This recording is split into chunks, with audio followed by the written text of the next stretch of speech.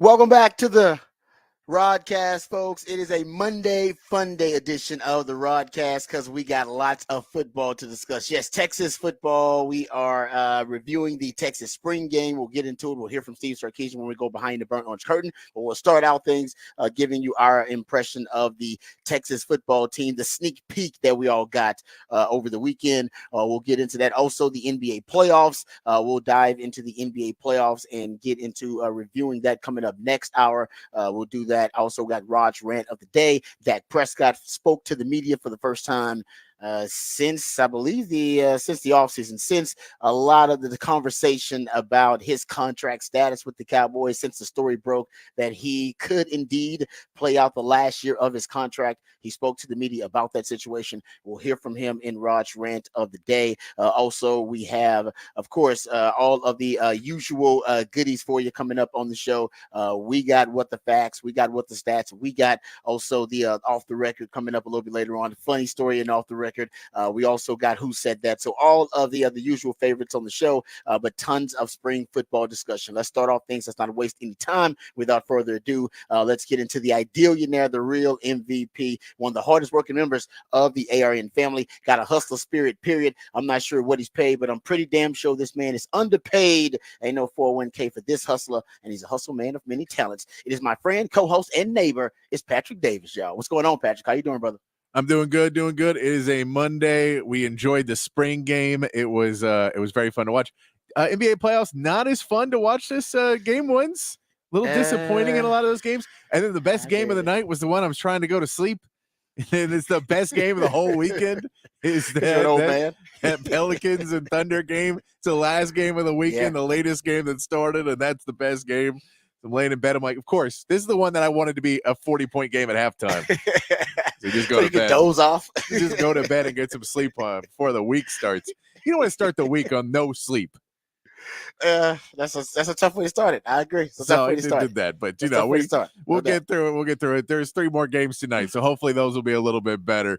Let me introduce you my co-host. He's a proud alumni of DBU. He's got more papers than Dunder Mifflin, and he watches more film than Siskel and Ebert. He is the new Rod father of Austin Sports Radio, Mr. Rod Babers. Oh man, that's an old man complaint right there. Like, hey man, I was watching this hoping to doze off, and it piqued my interest. There you go. But it's not so much old man as man who has to wake up at 4 a.m. Man has to wake up at 4. Yeah. Look. If I did not, it's tougher when you're older. When you're younger, for some reason, I think it's got to be a little bit easier than it is. Well, yeah, no. Well, I was just dumber when I was younger, and so I'd be like, no, I'll be fine. I'll just stay up till 2. And then I'll wake up at 4, and then I'll crash, and then I'll crash, and then the next day I'll just sleep all day. Yeah, I would do that. And then what I realized is I don't wake up at 4. So that's and you have no adulting to do, but then you have adulting to do. You realize, no, I can't sleep the day away. I got stuff to do. So no, I feel you on that. No question. So tough to start the week out with no sleep. Those who are starting the week out, period, on a Monday. I know it's tough for all you guys out there. That's why my man Patrick does a great job with the musically themed days of the week. So we have a Smooth Soul Monday. We'll tell you a little bit more about that coming up. And also, Patrick, the idea has your big fat poll of the day coming up at 6:45. We'll dive into that. That's also another goodie on the show, one of the fan favorites. All right, we also we'll get into, like I said, we'll get into the Dak Prescott comments that he made about his contract. That'll be coming up next hour. We'll also discuss NBA playoffs. As Patrick said, not a lot of intriguing game ones, not a lot of interesting game ones, competitive game ones. But I'm hoping that the NBA playoffs will get a little bit more competitive in round 1. Even that Clippers Mavs game that we thought would be the most competitive matchup turned out, at least game 1, to be a dud. Even without Kawhi Leonard, turned out to be a dud because the Clippers just put a whipping on the Mavs. Yeah, the Mavs did not get the memo of what time that game started. What was that? Like, what was that? That was probably the worst performance of anybody in the playoffs. They were all bad. So I mean, Indiana did not show up either in a game where Giannis was not there, and Indiana has a great opportunity to steal a game.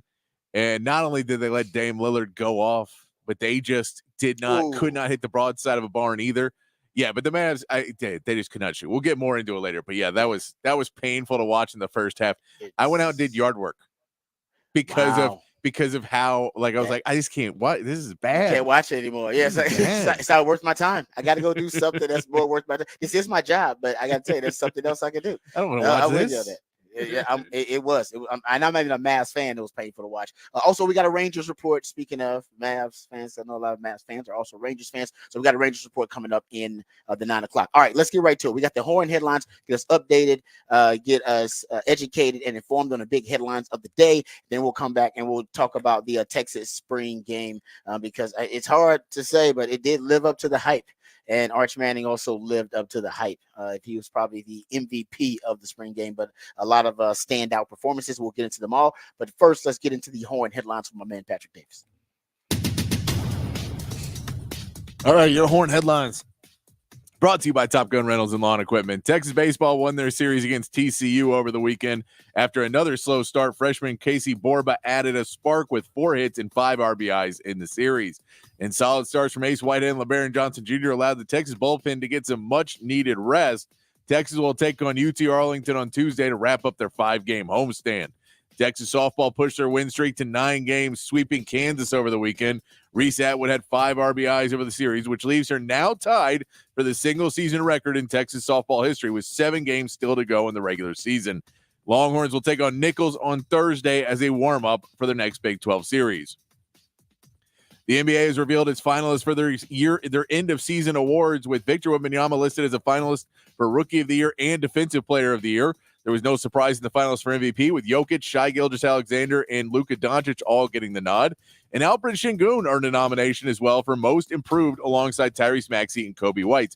The awards will be announced over the next few weeks.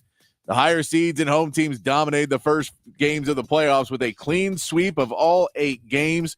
The Mavs could not take advantage of Kawhi Leonard missing game 1, shooting awfully in the first half, and unable to slow down the Clippers in the second half.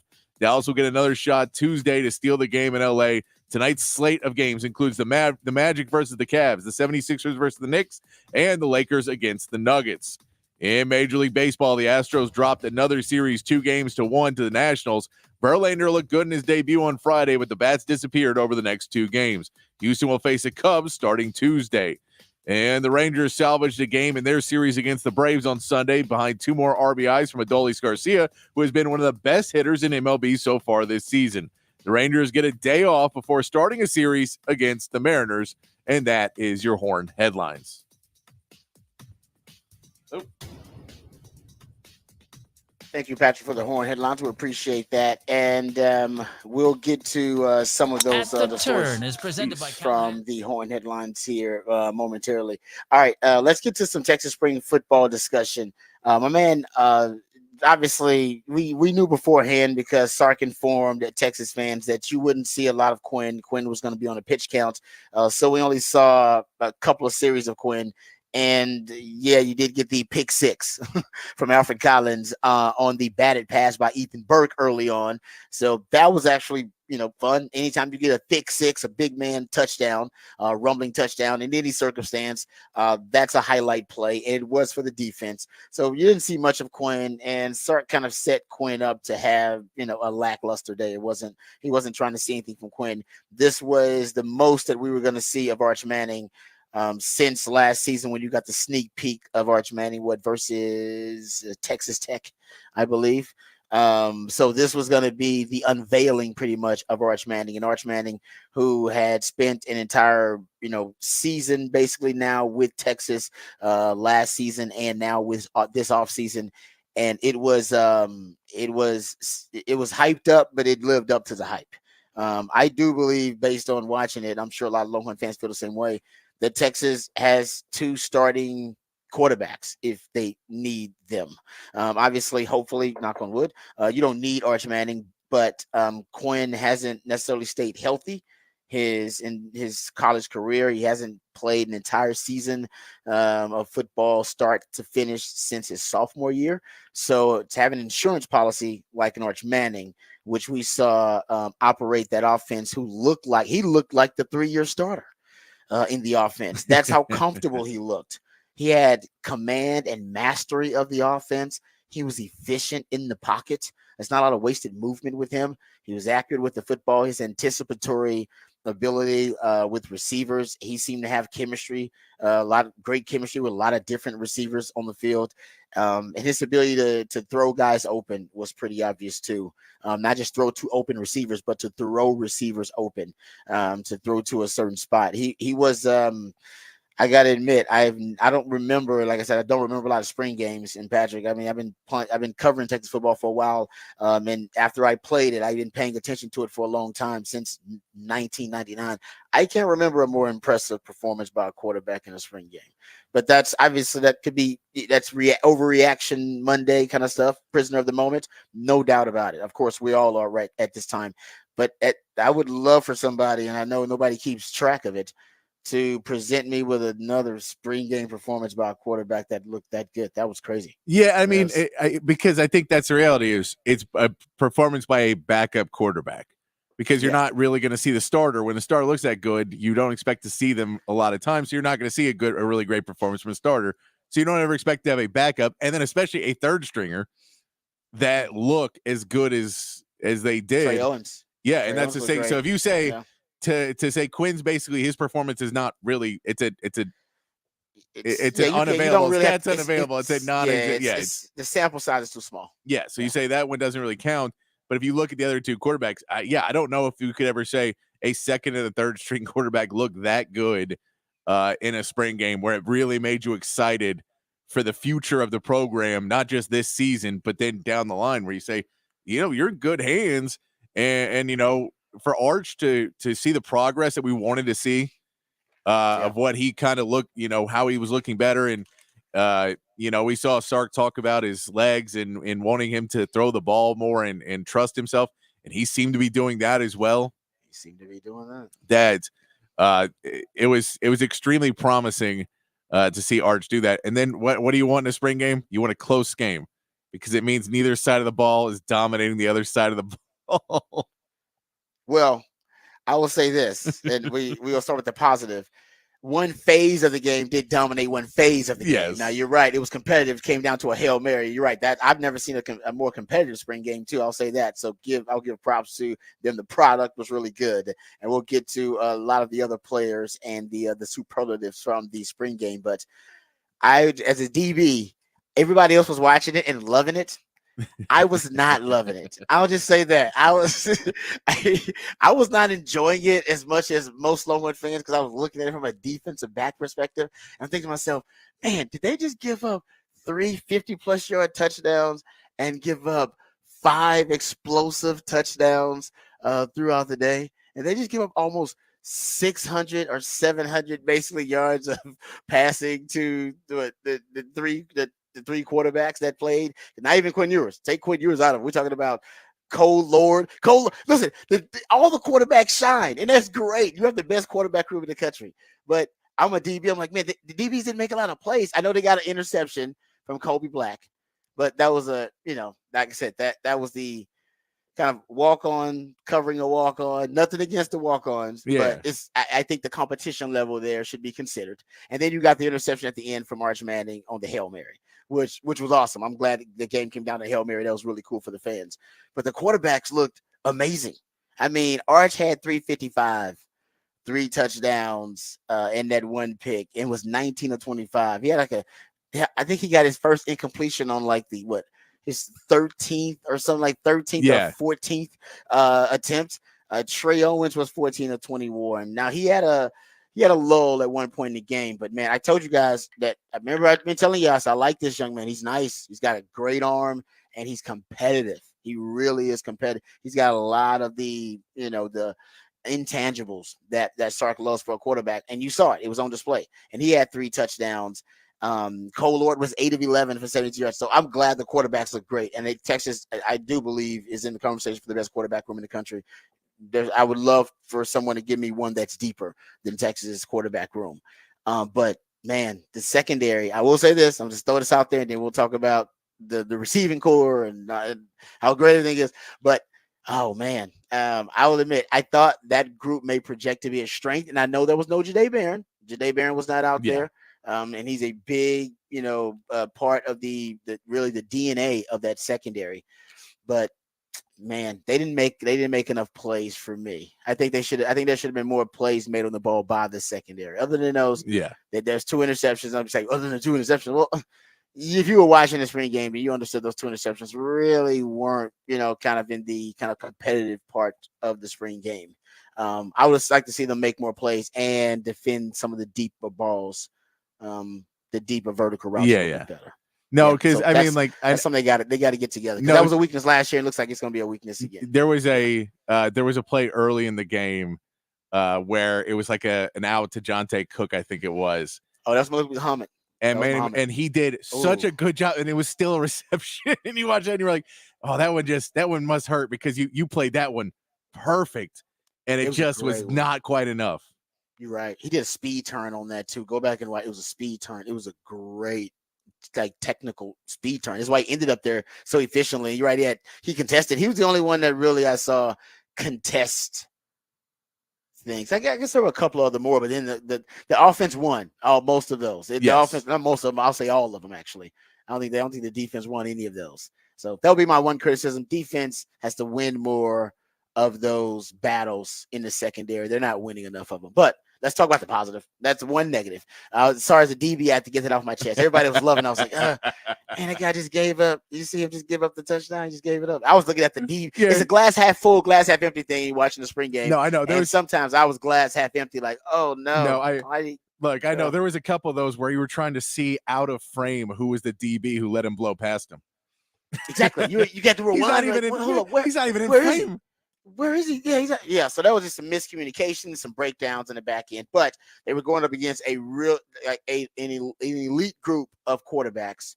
And that's, like I said, taking Quinn Ewers out of they were performing at a really high level, but also they had great weapons to throw to. And I told you guys, we've been talking about Ryan Wingo, and I've said he's the most physically gifted wide receiver that Texas has had on campus. His physical traits and tools since Roy Williams, and there you go. I mean, that was on display. There's no question about that.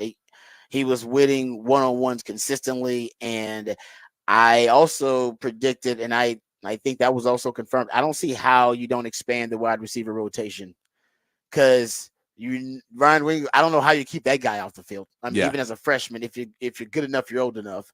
I loved what I saw from a young DeAndre Moore, but we've been hearing about him for a while.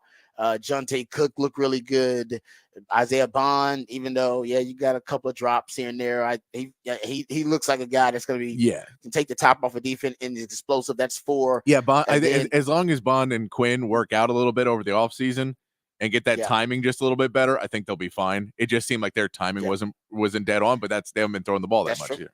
That's a good point. And then you got Golden. Also a part of that crew, and Bowden is not even here yet. I know it sounds I'm just like a Dr. Seuss book, but it's not. I mean, they got 4 guys, 5 guys. I think they'll be at 5 because I think Ryan Wingo has to play. Yeah, I mean, he's in your top. I think if I had to rank the wide receivers, I'd have him in my top 3 right now.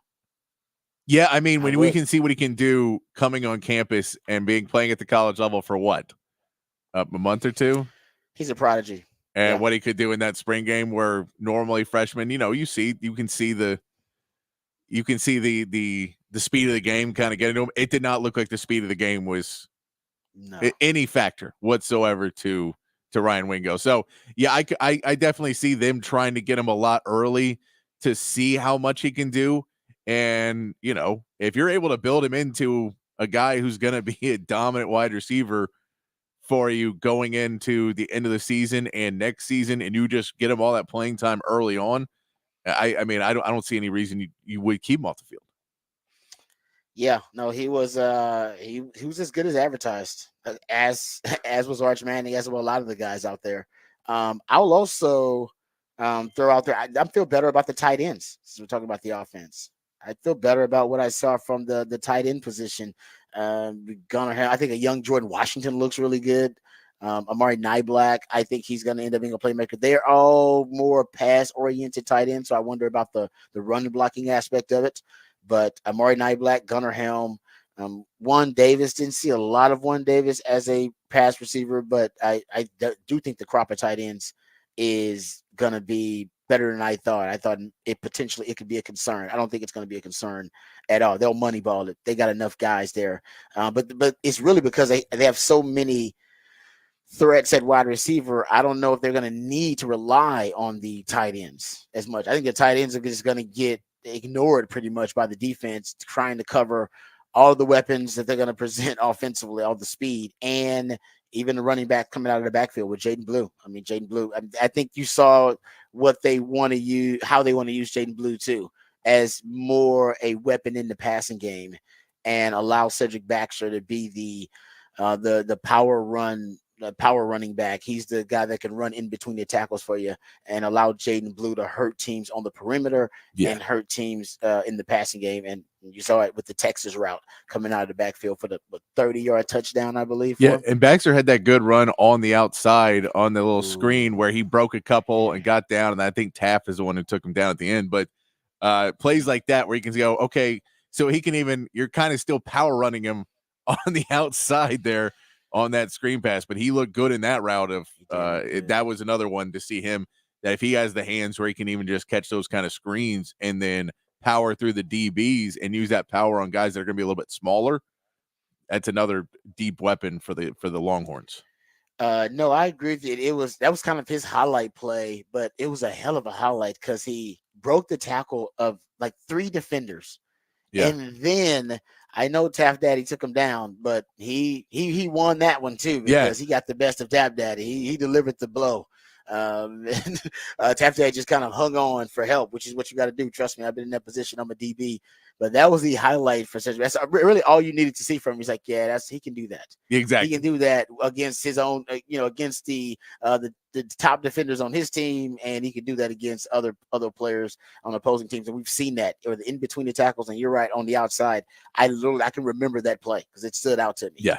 Among other standout performances, I would say on defense, we talked about the edge position over and over, and you didn't see a lot of Barron Sorrell. He was on a bit of a pitch count, and you didn't see a lot of Trey Moore because I think he was also on the pitch count or dealing with an issue. But they're deeper than we thought, Patrick, because Colton Vasek, got to give some props to him. I mean, he could have arguably been the best defender in the spring game based on his impact. I believe he ended up having 3.5 tackles for loss. He had a sack. One drive, he just extinguished the drive. It was just him. He had a sack. He had tackle for loss on the drive. He was unblockable. A lot of the second half of that spring game, and I think you got to add him to the mix of the edges that they have now, the edge defenders. So and then Colin Simmons looked great. I mean, I told you guys, he's going different. He looks different coming off the edge. That BGO, that ball get off for him is different. So add Colton Vasek to Barron Sorrell, Ethan Burke, who made a play. He's the one that tipped the pass on the RPO for Quinn Ewers that led to the interception for Alfred Collins. So you got Ethan Burke, you got Barron Sorrell, add Vasek to the mix. Add Colin Simmons to the mix. You got Trey Moore. You got to throw in there. That's 5. Justice Finkley is another guy you throw in there. I mean, you're talking about being 6 deep. Seriously, in terms of guys you can rotate on the edge. Yeah, which is good. I mean, Sark talked about in his post game some of rotating that defensive line and rotating guys and the point he brought up is there's gonna be 100-degree games we're playing in, and these are big dudes that are going really hard. And if it's 100 degrees or we're playing in a swamp or we're playing wherever and it's 95 and it's humid, you have to keep rotating, because if we can keep putting in, one after another edges that are coming after you that are fresh and are ready to come after you, and you don't lose something that much when you switch Vasek or you switch out Burke for Vasek, and now there's another guy coming after you and he's fresh and it feels like a number 1 on most teams. That'll be huge for Texas to be able to keep that rotation going of those edges, especially early in the season when the weather is just going to kind of beat down on these guys and they're trying to catch their breath after pushing every play. I will say that the rush defense was better than I thought too. I thought the rush defense would be exposed potentially in the spring game just because you don't have that interior D-line presence. The rush defense actually looked pretty stout. in that game. Maybe Texas rushing offense, their interior running game isn't where it needs to be. But I thought Savea looked really good. He was impactful. He was stout at the point of attack. So I like the way Tia Savea looked. And we know they're going to bring in more interior D linemen. They had guys on campus. Jay Toya was on campus. Bill Norton was on campus. Two D tackles who are currently in the transfer portal. They're pursuing Dominique Williams, the young man from TCU. So they're looking for guys in the transfer portal interior D line. I'll say this, with what they got on the edges, though, how many guys they have, they need a NASCAR package. For those who are unfamiliar, NASCAR package, usually a package where you put D ends inside and you just have basically a D line of defensive ends and edges. So you pick your kind of your biggest and your thickest defensive edge, the one you think you can, just situationally. This is not permanent, obviously. Situationally in predictable passing situations or versus teams that are going to predominantly throw the football. You put in a lot of edge guys where you don't have to work, or if they're thin inside, say they're thin inside, their guards are small, and you know you can hold up at the point of attack with edges. You have a NASCAR package where you're just essentially blitzing them with speed on the defensive line, and you know there are athletic matchup advantages all across the board, whether it be at their versus their tackle versus their guard versus their center, that you win the matchup advantage every time. And Texas has the ability to do that because they got so many edge guys. And they got big edge guys. Like, look how big Burke is. Look how thick Barrett Sorrell is now. Look how, I mean, they're not thin guys. Colin Simmons is relatively thin because he's a freshman. But look how big your guys on the edges are. Trey Moore, he's a guy that stays out there. But I think you got the ability, just as that NASCAR package, just situationally predictable passing situations, to move some of those guys inside and really basically put a lot of pressure and make the opposing quarterback's life hell. I think you could do it. I definitely. I think that's when we talk about all those names you just said, if you send 3 to 4 of those guys out there at a time, and I mean, even if it just makes a quarterback call a timeout or a coach call a timeout, even if it's just a way to scare a team into calling a timeout at some of these points, because you send that lineup out, and if you're a coach, and like let's say you're Kentucky, and Kentucky goes back, and they're not going to run the ball, and they just step back, and they're going to go in an empty set or something like that, and you see 4 or 5 D ends walk out on the field and line up, you just go timeout. We can't. They're going to get to him. There's nothing we can do on this play. Start over.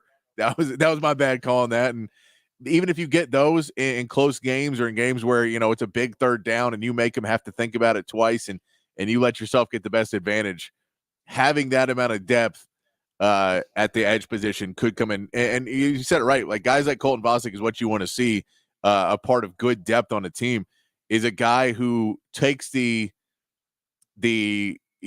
not playing in his freshman season, which a lot of guys don't, especially in a good team. You're not going to play, but instead of being complacent, going and putting more tricks in the bag and using that time to get better and better, and going out on your own and working really hard to show that next season, when you start to go back into spring and everything else, you can't leave me on the bench again this year. You have to at least start showing me some, because I'm going to be much better than I was my freshman year without even you putting in the extra effort on me. Yeah, it might have just been a health issue with Gordon Boston. Maybe now that he's finally healthy, he'll be able to contribute with that group. But I think third and longs, man, I'd throw like 3 or 4 of those edge guys out there at one time, and really get a really souped up NASCAR package. All right, we're gonna hear from Sark coming up behind the burn orange curtain. One thing I also will say that, and this was not really Quinn, but we saw it from the other quarterbacks, because we saw it from Arch and also from Trey Owens. The deep ball, and they threw a lot of deep balls, and they were really successful throwing the deep ball, which, like I said, makes me as a DB feel a certain kind of way. But that's something we talked about that Sark wants to bring back to the offense, is the deep ball. And Quinn, as he is, mature as a quarterback, he's getting better at it. It's not a natural strength for him, but nobody has a perfect skill set. So whatever's not a natural strength for you, you work on and you get better. That's what scouts want to see, that you improved on that weakness in your skill set. He's getting better at the deep ball, and there's evidence of that. But I think Sark wants to bring it back. They threw a ton of deep balls. I want to say they threw maybe 8, 9 deep balls overall in the spring game.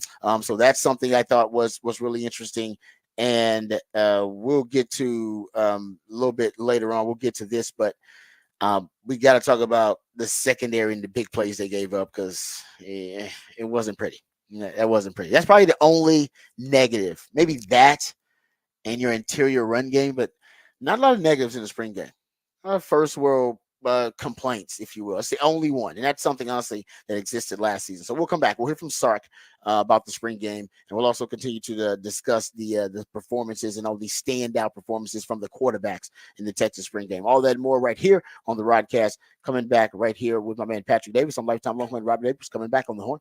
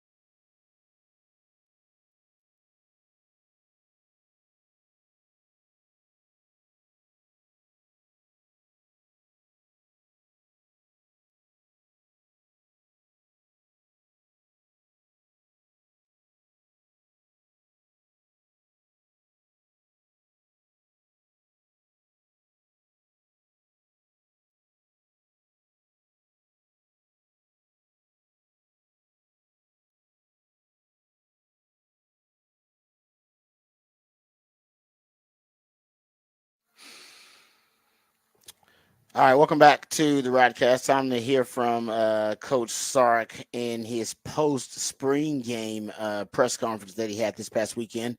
And obviously a lot of talk about the quarterbacks, and there should be a lot of talk about the Texas quarterbacks because they all looked really good. We didn't see a lot of Quinn, of course, but if you're talking about, Arch Manning was great. 19, the final tally of his stats, 19 of 26 for 355 yards. 3 touchdowns, 1 interceptions. Trey Owens, 14 of 21 for 228 and 3 touchdowns. Hell, even Cole Lord got in on it. Ain't no fun if your homies can't have none. He got in 8 of 11, 72 yards. He got a touchdown. So the quarterbacks look great. Here is Steve Sarkisian talking about the performance of his quarterback room and the playing time and how it was divided up. Yeah, that was totally the plan for Quinn. That's why Quinn and Arch were on the same team.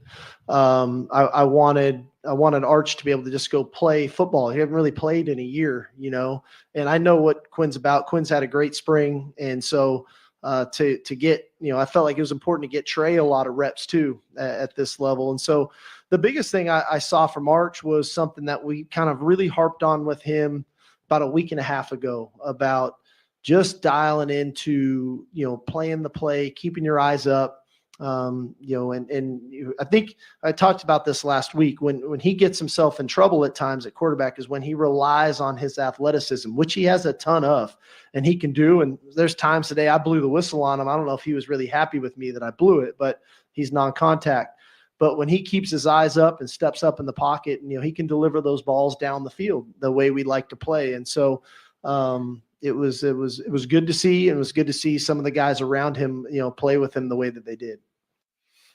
It looked like Quinn and Isaiah Bond and some of the receivers that they had some chemistry issues, but it didn't look like Arch had any chemistry issues or timing issues with the receivers.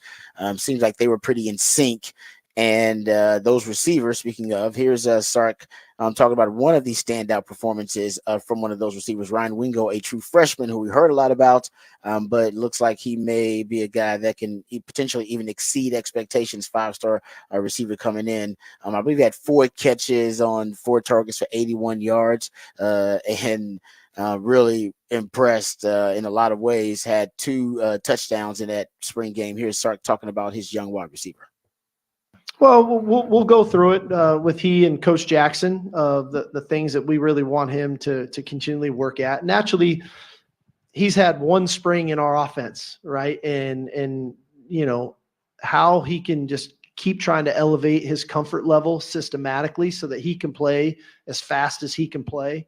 You can never catch enough footballs. It's like, that's the prerequisite at the position. So just continually working, catching the ball. And then finding his rhythm. But the thing about Ryan, I say it a lot about a lot of kids, but he's an awesome kid and he's got great work ethic. He's humble and he just shows up every day trying to get better. And it showed this spring. I mean, he really has come on, and for him to have the way that he played today as his coach, that's exciting. I wish every guy could have come out and played like that continues to work that hard. But, just his approach to every day, I think has paid off for him. And he's in a really talented room, and I think he's going to force his way on the field. But let's listen to Sark talk about all those wide receivers, and you had a lot of different guys who made plays. DeAndre Moore made a lot of plays out there. Isaiah Bond obviously made some plays. Hell, Thatcher Milton, the walk-on. This dude was making, he had a 3rd and 22 conversion. He had the long, a 70? I think he had a 50-something yard touchdown too.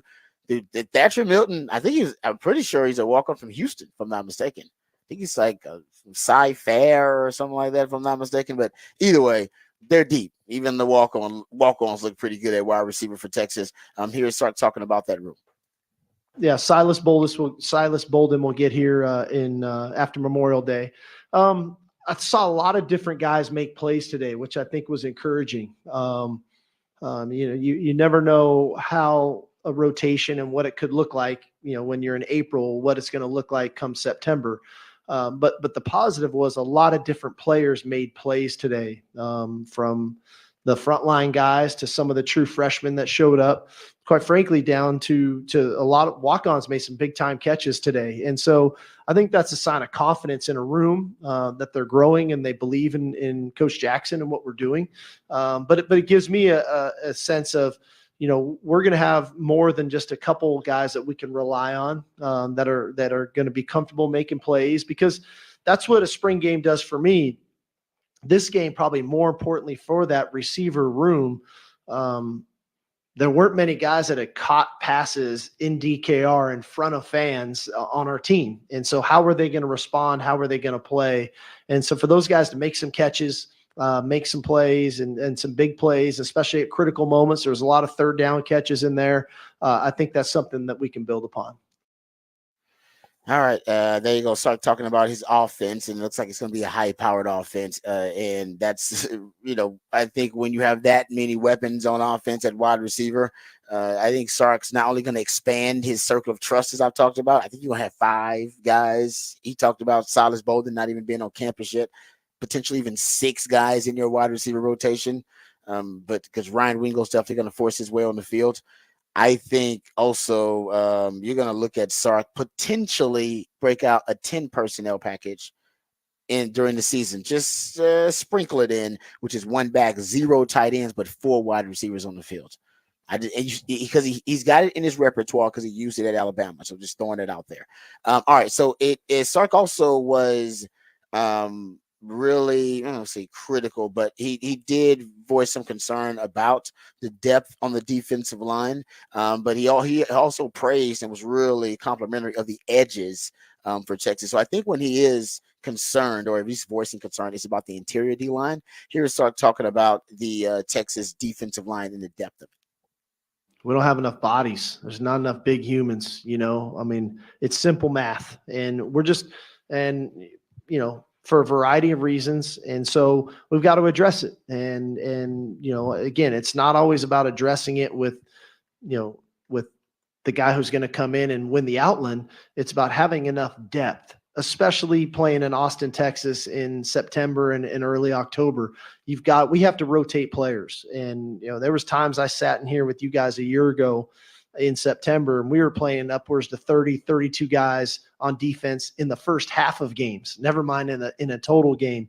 And so to do that, you have to have enough quality people that you feel comfortable rotating in there to make that happen. And so we have got to address it, which we will. And again, we're in a really good spot. Yeah, we've got a good quality football team. We've got a lot of great depth at multiple positions on both sides of the ball, on special teams.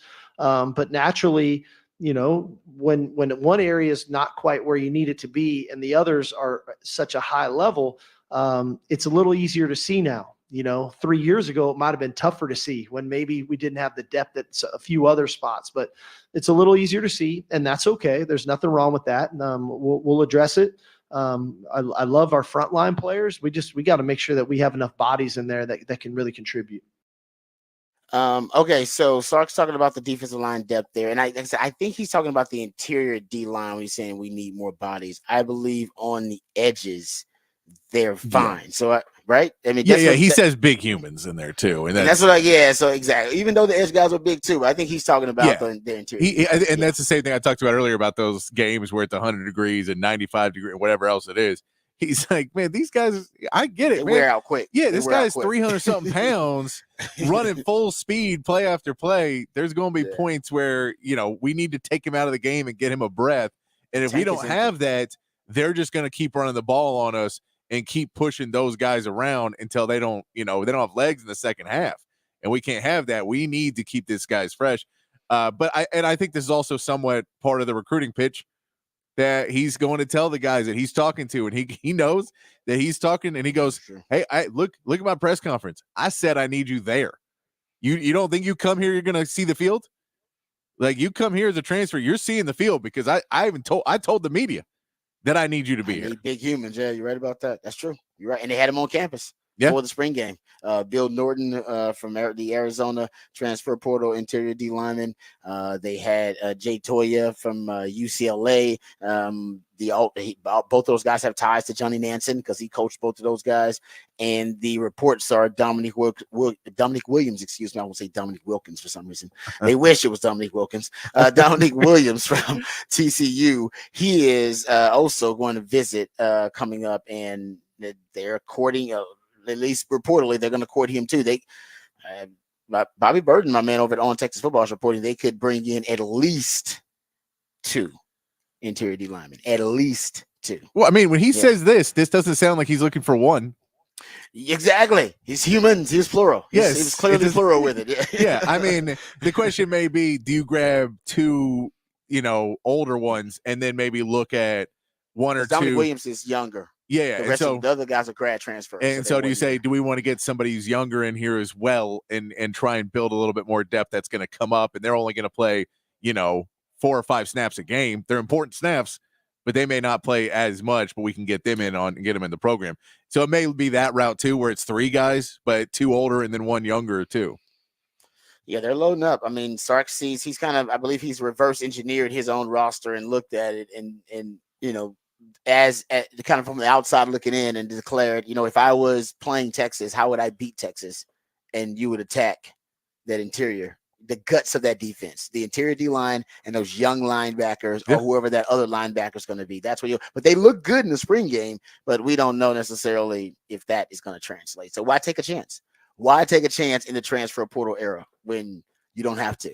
And Sark's, he's not taking any chances at all. All right. Well, there's other Sark sound we'll get to because he wants to. There's another piece of audio where he talks about areas to improve and then strengths of the team. Really want to get into that, and also he gets into some of the other things they accomplished during the spring, not just during the spring game. So we'll talk about that when we go behind the burn orange curtain again later on the show in the 8 o'clock. But right now, let's get to the big fat poll today. Always a good conversation, so I want to leave some time to have that debate. So we'll do that on the other side. Also, to my man Patrick, he introduces the musically themed day of the week. So we'll get us caught up on the musically themed day of the week. So I always have fun with that. So we'll do all of that when we come back. Don't go anywhere. This is the Rodcast featuring Patrick Davis. I'm lifetime Longhorn Rod Davis coming back on the horn.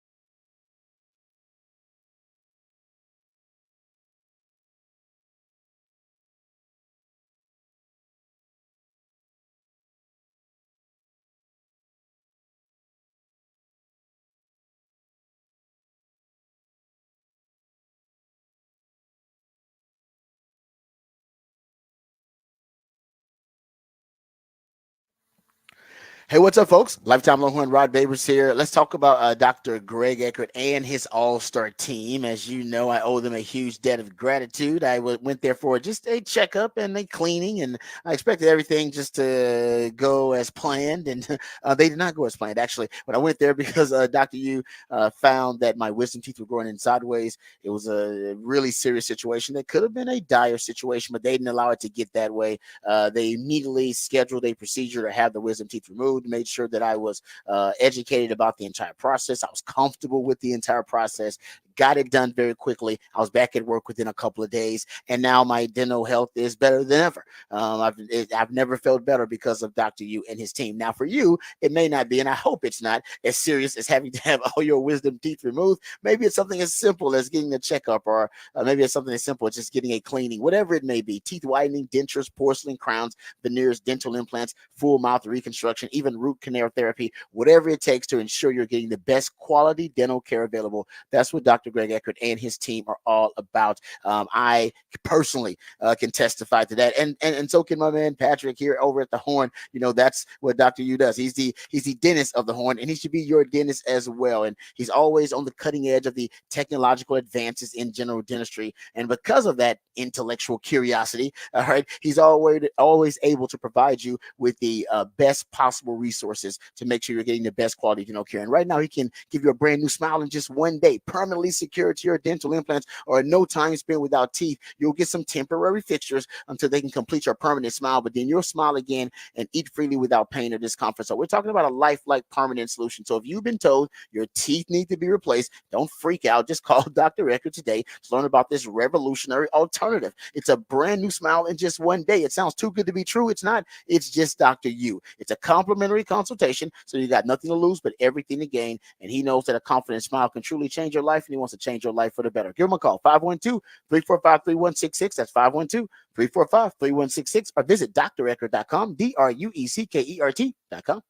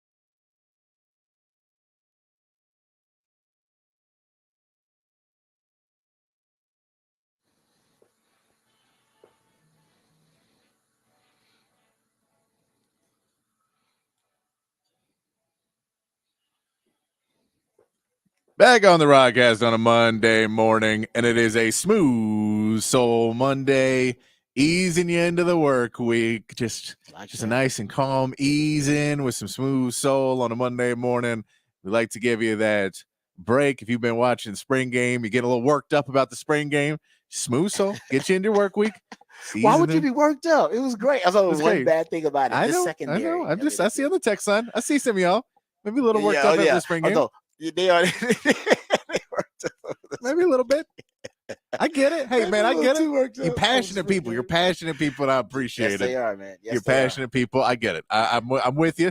There be I get it. We don't get football for a while again now, so you gotta feel that one real good. It will lead us though to our big fat poll today. Text line open 512-447-3776 is the text line number. Patrick's big fat poll of the day on the Horn. All right, big fat poll of the day today. You knew what it was. I told you on Friday what it would be. Who was the standout in the spring game for Texas? Who was the standout in the spring game? I think Arch is going to probably run away with this. We just take Arch out of it. Let's have because you're right. Arch is going to win it, no doubt. Can we take Arch out of it? I mean, it's going to be questionable because Arch is. No, I'm talking about for us, not for us. For them. We know for me and you have a conversation sake. Yeah. We can say behind Arch because we know that that's where we're going to sit with. Yes, that's too easy. Yeah, but you're right. Arch was. I mean, he exceeded expectations. That's hard to do because he's a Manning, so expectations are sky high. Yes, and yet I think for most Oakland fans, they expected him to be good, to be really good, and he was great. So I'll give him props, and he looked really, like I said, he looked like the 3-year starter out there in that offense. And I believe Texas right now has 2 starting caliber quarterbacks. I will say though, if Malik Murphy wins that starting job at Duke, Texas will have had basically 2 starting caliber quarterbacks every year that Sark's been here, because including a backup, because Casey Thompson, Hudson Card, Quinn Ewers, because Hudson Card wouldn't start for Purdue, I think the most of their games. Yeah. Casey Thompson wouldn't start for Nebraska and Florida Atlantic, I believe it was. And man, Arch, I think we all agree Arch could probably go to a lot of places right now and start. Oh, I bet his high school coaches get a phone call about that every single day. Oh, that's a conversation being had nationally right now. We're not gonna talk about that, but yes, there are. He should transfer and go start for this team right away, and that kind of stuff. That's out there. Of course, we're ignoring that kind of stuff. Yes, good conversation. So that's the question. Let us know on the text line 512-447-3776. So if you take Arch Manning out of the conversation, then where do you put it? Do you put it into Jonte Cook, who looked really good in the game? Do you go on the defensive end and say it's maybe one of the edges, like Colton Vasek had that really good run in the game? He looked great. It's gonna be Wingo, I think, if you take Arch out of it for people. It probably should be more like Trey Owens, because Trey Owens look really good. For a freshman coming there, he looked great. But Ryan Wingo, I think for people, the 2 touchdowns and the big plays. I think it'll be him. And then you throw in Ryan Wingo, the fact that he was playing on the Trey Young, like he was on the Trey Owens team. Yeah, you're right. Trey Owens went to him. Yeah, you're right. He was in. They didn't even they put him on the younger team, and then You're right. The game winner and the 50-yarder touchdown, right? The fade route, the 9 routes. Yeah, I mean that. You know what that tells you though? That when they in practice, when Trey Owens and Ryan Wingo are together, because they're probably together a lot, because they're both young freshmen, he wins a lot. So Trey's like, I'm going to him. That's my dude. Oh, 100%. He makes me look good out there. So when I'm in trouble, I'm going there, because I believe, if I'm not mistaken, that deep ball, I got to go check and see if it was a 3rd down. But you can tell he knew immediately, I'm going straight to Ryan Wingo. And the same thing on the touchdown. I was like, no, this play is schemed open. And like, I'm not comparing him to DeAndre Hopkins, but when Hopkins was on the Texans and they just had that string of quarterbacks that they were just like, look, just throw it over that way. Just throw it to that dude. Yeah. He does seem to have some of that. It's the best. The best odds are throw it that way, and that guy will probably figure it out. And then Ryan Wingo was that guy to do pretty well in the game and show off the reasons why you should be excited as a Texas fan. So let us know on the text line 512-447-3776. Who was the standout player in the spring game? Like I said, Trey Owens should get a little bit of love, because Trey Owens looked really good, man. He looked great for a young quarterback. And I told you guys y'all were going to be impressed with him, but I think he exceeded my expectations too, and I was already high on the young man. Okay, we'll get back to the big fat poll today. and we'll get to obviously some NBA discussion on the other side. Real quick, I got a nugget for an update here. There was news released Friday afternoon that the terrestrial AM and FM radio stations for ARN, the Austin Radio Network, had been sold to a company in North Carolina. That is true. Doesn't mean anything for you guys listening. I mean, we're still going strong here, and we're still right now on those platforms, but that will change. We'll let you know when that happens. We'll give you information on the timeline. But if you're listening to us on the Horn app, you're fine there. Coke FM, if you get it there online, you're fine there. We are just transitioning to a digital platform in coming days. That'll be more of the norm. So we'll let you know and updates exactly what's going on. But we are business as usual. Just a head up. So if you hear anything about that, but if you aren't listening to us through the Coke FM or the Horn app, please download it now. That's the best way to make sure that your service is uninterrupted. Yep. All right. That you don't have to worry about anything. Just Nope. go Horn app, Coke FM, get those apps. You're good. Nope. It's Right? been the plan, and we're planning to get Yeah. to football season and have some new things in store. And so yeah, we're still going strong. Just looking forward to getting through and some new opportunities that may arise because of what we're doing. Yes, we're still growing and expanding. We know it changes. There are changes all the time. But that's, like I said, we'll let you know about the timeline exactly when it'll happen officially. But yes, our terrestrial AM and FM radio stations have been sold. But don't worry, we are still business as usual. Go download the Horn app, get the Coke app. That's the best way for you guys to keep up with us. There you go. Easy peasy. All right. Okay. So we'll come back. We'll get into NBA playoff review. Not a lot of interesting competitive game ones in round one of the NBA playoffs, but we'll talk about it. We'll get into Rod's rant. That'll be Dak Prescott finally discussing the reality of the possibility that he could be playing out the last year of his deal this upcoming season with the Dallas Cowboys. We'll hear what he has to say about that. We'll also get into some other news, notes, and nuggets from around the sports world, and we'll get back to spring game conversation, of course, talking about Texas's showcase, their the teaser, if you will, for Longhorn fans about this Texas 2024 football team. All right, we'll come back, all that and more right here on the Rodcast, featuring Patrick Davis. I'm lifetime Longhorn Rod Babers, coming back on the Horn.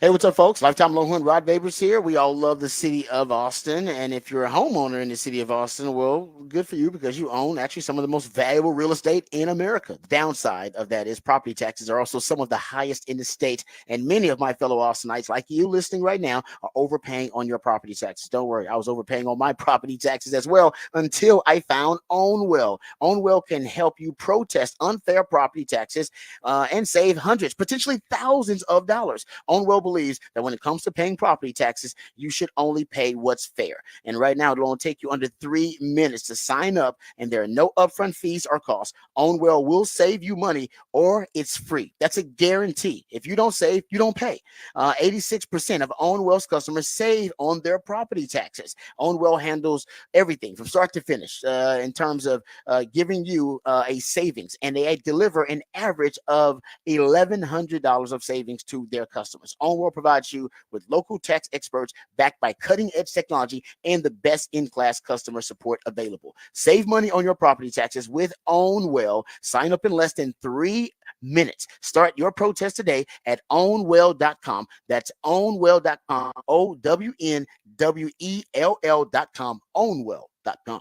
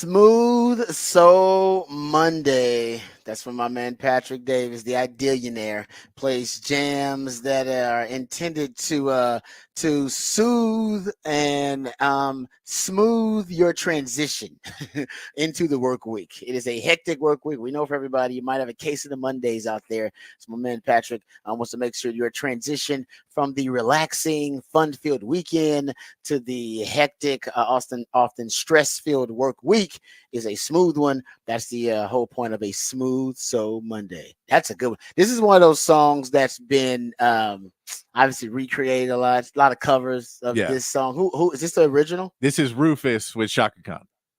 Okay, so that is the original, correct? I would believe so. I mean, I know sometimes I don't know. I think this is the original famous version. The original famous version, exactly. You know what I mean? Yeah. No, we know that. Yeah, no doubt. Yeah, and because it's been, I think Mary J. Blige has a version of this. I mean, it's been done it's one of those songs that's been done a few times. But yeah, that's a damn good version of it, of course. Shaka Khan. So we appreciate Patrick, the Idealionaire, on a Smooth Soul Monday. We also appreciate him and his ideas with the big fat poll of the day. Patrick, for those who don't know, of course, it makes a lot of sense considering the big headlines of the day from this past weekend. But give the folks the topic of the big fat poll of the day. Who was the standout in the spring game? Who stood out to you the most? Who's the one you walk away? We figure Arch is going to run away with it. It's going to run away with it, So for our discussion, we take Arch out of it. But yes, of course, it's Arch. It's Arch. But then, if we look at Ryan Wingo and Jonte Cook had a pretty good game in there as well. Trey Owens actually had a really good game. Yeah, it's Arch Manning. Yeah, it is Arch. Yeah, I mean, this is what Longhorn fans wanted, right? They wanted to see if Arch Manning if they could feel secure in the future of Texas football post Quinn Ewers with Arch Manning.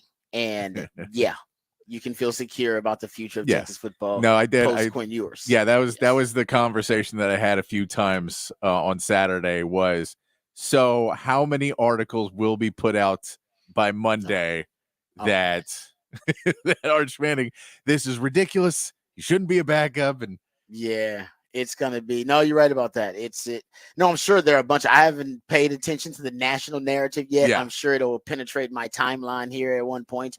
I have not, because I rewatched the spring game and then just kind of focused on our prep for the game. But you're right. I'm sure nationally that was out there before they saw him in the spring game. Now they've seen him in the spring game. Oh, I'm sure that he's going to transfer somewhere and go start right away in the SEC and end up playing against Texas, that kind of stuff. Like I said, he's patient, and him and his family, they operate differently as the first family of football. And Arch Manning, I do believe, is fine sitting one more year behind Quinn Ewers. And obviously there's a transfer portal open right now, but I doubt very seriously that it's almost laughable to Longhorn fans that Arch Manning's going to enter the transfer portal and leave Texas, unless and like I said, it's right now. I think the conversation is if Texas indeed has to, because most of the time, and I don't want to be Debbie Downer here, last 25 years, I'm a stat guy, I pay attention to trends and patterns. Last 25 years here at Texas, Texas has had to use the services of a backup quarterback, either for performance or injury, knock on wood. I believe, if I'm not mistaken, 18 of the 25 years. Yeah, only 7 seasons, I believe, where you had a quarterback start every game, start to finish. Yeah, start and finish every game. As it just doesn't happen a lot. It just doesn't. It's just the odds are not on your side. And Texas is going to play more games now, hopefully, because they're going to go deep in the playoff and that kind of stuff. So you need a backup quarterback, and you need a quarterback. That backup quarterback can go win you. And Sark hadn't had a quarterback start and finish every game since he's been here. He's been here. He's needed the services of 2 quarterbacks. So you're going to need Arch. Hopefully, you don't need him to play the entire, a lot. I'm knocking on wood that you'll have a more durable Quinn, but chances are he's playing. Yeah, I think chances are, so and then you also throw in that it could be an extended season as well when you talk about the playoffs now. Yeah, that it's no longer you get through, and then an SEC championship game is what you hope to be in, and then you throw in the fact of how many playoff games you could be playing. It definitely adds to the chance that he could see the field at some point during the season. But in reality, you wanted to see what you saw, which was he's putting in the work, he's getting ready. He looks like he is as billed so far. And so if he can continue to grow even more throughout this offseason, where he's probably not going to go home and sit around and watch TV. I assume the Manning kid is going to be working pretty hard this offseason. Yeah, no, I mean that's I think that's assumed that's just in the DNA of the Mannings. I don't think that's ever been questioned with any of the Mannings. Yeah, exactly. Yeah. So no, I'm with you. It's really, really been, like I said, that to exceed expectations when expectations are already sky high exactly is rare, and that's exactly what you saw from Arch Manning. So there you go. That is the topic for the big fat poll today. Patrick will also get us the Horn headlines here in just a second, and after that we'll dive into the NBA playoffs.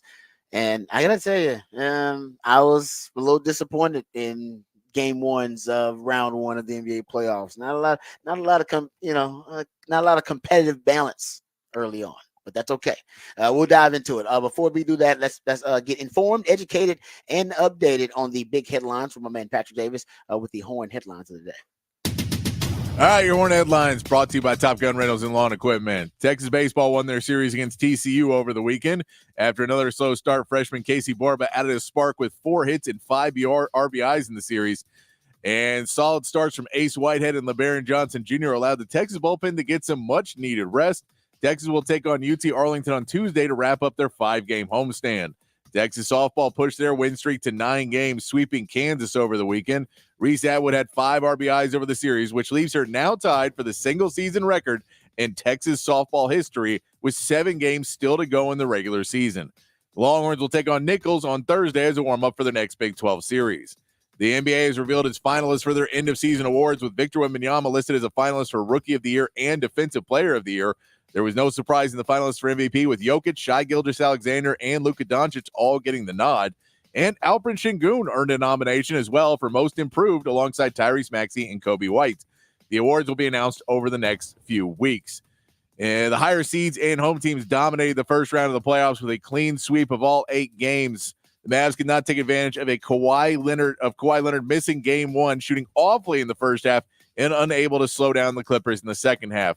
Dallas will get another shot Tuesday to steal a game in L.A. Tonight's slate of games includes the Magic versus the Cavs, the 76ers versus the Knicks, and the Lakers against the Nuggets. In Major League Baseball, the Astros dropped another series 2-1 to the Nationals. Verlander looked good in his debut on Friday, but the bats disappeared over the next 2 games. Houston will face the Cubs starting Tuesday, and the Rangers salvaged a game in their series against the Braves on Sunday behind 2 more RBIs from Adolis Garcia, who has been one of the best hitters in MLB so far. The Rangers get a day off, much-needed day off, before starting a series against the Mariners, and that is your Horn headlines. All right, thank you, Patrick, for the Horn headlines. We appreciate those. And we'll get to Rod's rant here coming up. If we don't have time for it, we can push it to next segment. But we'll have some Dak Prescott sound. Dak Prescott addressing the media for the first time since the report that it's possible that he could indeed play out the last year of his deal this year with the Dallas Cowboys and become a free agent potentially after that. They're still going to get a deal done, but there's a high likelihood that he's going to play out that last year of his deal, and they asked him about that too. So we'll get to that and hear from Dak Prescott, talk a little bit of Dallas Cowboys. But let's get into the playoffs. You watch more NBA basketball than probably anybody I know, Patrick. You watch a ton of it. You and my man Matt Butler watches a lot because he does a lot of NBA fantasy Yeah, stuff. he's got a new podcast out too, right? Yes, he does. Great. Oh, glad you threw it out there. Yeah. Yes. No, I've not listened to it yet. I love Matt Butler though. He is insanely knowledgeable, especially when you talk about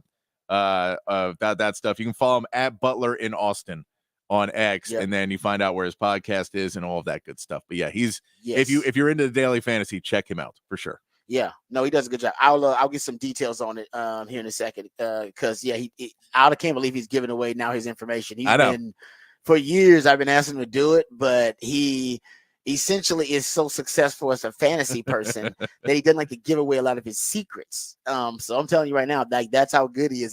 He for the first time he is going to open the vault, guys. He's opening the vault All right. So if you want to get into fantasy, and I think basketball is kind of one of his top fantasy sports. I believe it is his top fantasy sports. You should listen to that. So I'll give you details about that. I promise you.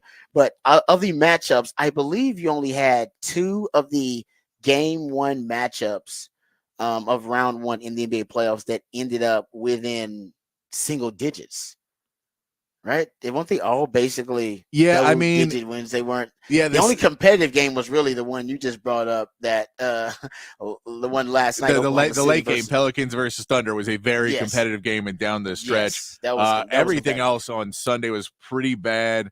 We did have the Pacers fought back in the second half. They just shot so terribly in that first half. Dame Lillard had 19 points in the first quarter, and then he cooled off and couldn't do as much. And they had every opportunity. They cut it down to, I think, 9 or 7 in the fourth quarter. They cut it down and then just weren't able to, keep their foot on the gas. Kind of ran out of steam there for the Pacers. They got to be able to shoot the ball better to get that. But without Giannis on the court, you really need to steal a game to have any shot, and they just weren't able to do that. And then the 76ers and Knicks was competitive. It was competitive enough. It should be a competitive series. The Knicks kind of felt like they had it for most of the game. They and Jalen Brunson didn't even play well. Yeah, and so that was kind of the issue. It was one of those games, like that was a game. This one and the Lakers game especially were games that it really felt somewhat disparaging to the lower seed, that the best players did not play well, that everything kind of went your way and you weren't able to get the win. That's what it felt like for some of these games, where some of them things were just, going well, but it felt like the higher seeds and the home teams in all these games were far and away going to win the series. I don't know. I think you'll see adjustments. You'll see some of these teams come back in a better series, but the Knicks, having Jalen Brunson not have a good game and still get the win is not a great sign for the 76ers. They're clearly, the 76ers are the most misseeded team in the playoffs because of the Embiid injury. They were a 2 seed when he went out, and then are a 7 seed now. So they're just really misseeded. So it is a tough road for the Knicks, but that was a big win to not let them steal that game 1. That's a good point about there are a few series where the team should have been able to steal one with Giannis out. You would think, that's the opportunity. Oh man, Giannis out, then they should be able to, the Indiana Pacers should steal one from the Bucks, and that didn't happen. The Mavs with Kawhi out, you'd have thought, oh man, it's perfect opportunity for the Mavs to steal a game. And not only they couldn't steal the game, they weren't in the game. I mean, the Clippers never trailed, led by as many as 29 in that game. That was, and it was just hard. Paul George and James Harden combined for 50 points and played well, but I think it was more about how bad the Mavs were. They did, and I mean, you saw some of those guys like Daniel Gafford, who has been a good addition for the Mavs in the second half of the season after the trade and got him out of the Wizards. But he played like a wizard last night. He was, they couldn't keep him on the court, and he kind of walked off with an injury at one point, came back out in the second half. And I mean, when Zubac is just dominating you in the post, when you're not able to get those rebounds, it just felt like the Mavs felt like they felt like they were dangerous. They felt like they should be able to walk in. They walked in too cool for school in that game and got punched in the mouth because, the Clippers are a good basketball team. And I know we say everyone is going to be afraid of the Mavericks, but Luka and Kyrie played okay. They both had decent games. I mean, it wasn't great, but they played okay. But everyone else on this Mavs team really kind of let it down. Like, there were plays where Tim Hardaway Jr. gets a great pass under the basket and misses it. And just shots like that throughout the game where they were kind of give-me's and they couldn't even hit those, where you really need to be able to, take what they're giving you if you're going to be able to hang in the game with these seeds that are higher seeds and just lots of talent on that team. But, I mean, Tim Hardaway Jr. in that game, disappears. Yeah. Doesn't you don't basically have a bench. Cast. They end up playing Maxi Kleba a lot because they feel they need him. And, he does get that terrible foul on James Harden, which I wish they would have challenged just so the refs wouldn't give it to James Harden. where there was a 3-point shot he hits, and he literally shoots the 3-pointer, realizes he missed it, sticks his leg to the side, and Kleba like comes through the side of him, and then he hits the ground like he'd been knocked off. Just it was classic James Harden getting a foul they haven't been calling in the second half of the season, and he still got the call. But yeah, Daniel Gafford ends up with 3 points and 1 of 4. Derek Jones Jr. 0 for 4, no points. PJ Washington did okay, but 2 for 7 from 3 is not what you want to see. Maxi Kleber 3 points. Tim Hardaway Jr. 6 points. Derek Lively 3 points. Dante Exum 3 points. Like, you can't have your entire bench score as badly and everyone but your 2 stars play that poorly, and then have Luka Doncic shoot 11 for 26 and hope to have any shot in these games. And I get, the Clippers are going to play some defense. Ty Lue's going to try and get you out of your mindset, but they have to show better effort. We'll see. Kawhi Leonard, we know, again, only Kawhi Leonard knows if he will play on Tuesday. Yeah. But it was disappointing for sure to see him not show up for the entire first half, and the second half play a little bit better, but just you were so far behind that you need to be great in the second half to have any shot of that, and they weren't able to do that. Yeah, digging themselves a hole in that matchup. No, that was disappointing. If you're a Mavs fan, there's no question. And is there the Lakers don't have a shot? The Lakers going to get swept in this series, it seems. If D'Angelo Russell plays like D'Angelo Russell, they can get a game. Oh man, he was terrible. He was like 6 of 20. I think he was 1 of 9 from 3-point range. Yes. And so D'Angelo Russell had played really well in the second half of the season. Part of the reason that the Lakers moved up, and they were a team that was a 9-10 seed, and they moved up to that 7 seed because they were just playing better and better. But the reality is, when they have Anthony Davis go at 32 and LeBron James go 10 for 16 and put up 27, you have to have your bench players step up. And I think the Nuggets and their game plan is let AD and LeBron kind of do their thing and stop all these other guys that are easier to stop. And we can outscore those 2 guys. Jamal Murray and Jokic can outscore AD and LeBron at this point in their careers.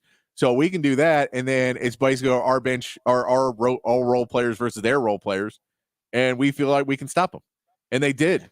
And Austin Reeves didn't have a great game. Rui Hachimura had a bad game. But, that if you have LeBron play as well as he did and you can't get a win, that's not a good sign, because you're probably going to have an off LeBron and off AD game in there too. So it could be a sweep. I think D'Angelo Russell will have one game where he gets hot again, and they'll get a game and everyone will think they have a shot. But I'd say Nuggets in 5. He had a terrible series last year against the Nuggets too. Remember, I think he ended up getting benched in that series. Yes. Actually, he played so badly. So yeah, you're right about that. They need one of those guys to step up and have a big game. If not, it could be a sweep. If not, a gentleman's sweep, as you just brought up, in 5 games. I was a little surprised that Phoenix was overwhelmed in the manner in which they were. I mean, we know Minnesota is building something really special with that young talent. Anthony Edwards was spectacular with 33 points. But man, Phoenix just has no depth and no bench. That's just the reality of it. All they have is the Kevin Durant, Devin Booker, and after that, there is no real threat from Phoenix. They got blown out. I mean, that was a 25-point win. Yeah, Bradley Beal is supposed to be a piece of this. He has not done a ton. I mean, we knew this was going to be an issue for them, that they did not have much of a bench and that their stars were going to have to play really well. But Booker had 18 points and 5 of 16. And you want to go about, hey, we have these star players. I'm a big Devin Booker fan. He has not looked great in this team. I think just, trying to spread the ball around a little bit more and not having him be as much of, he was kind of the focal piece of this offense. And now he's having to share the ball a lot more. He just hasn't looked like the same player a lot of this season. And he'll still have big games, but he just hasn't been consistent. We know Kevin Durant's Kevin Durant. He's going to be really good, but he got basically no help in this game. And if you're not getting help offensively, like if the Suns score under 100 points, they're losing every single game.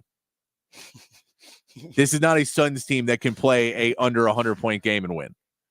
Yeah, no, it's a good point. You're right, because you had a couple of those actually. You had Cleveland, Orlando, 100 point. That was an ugly rock fight of a game, 97-83.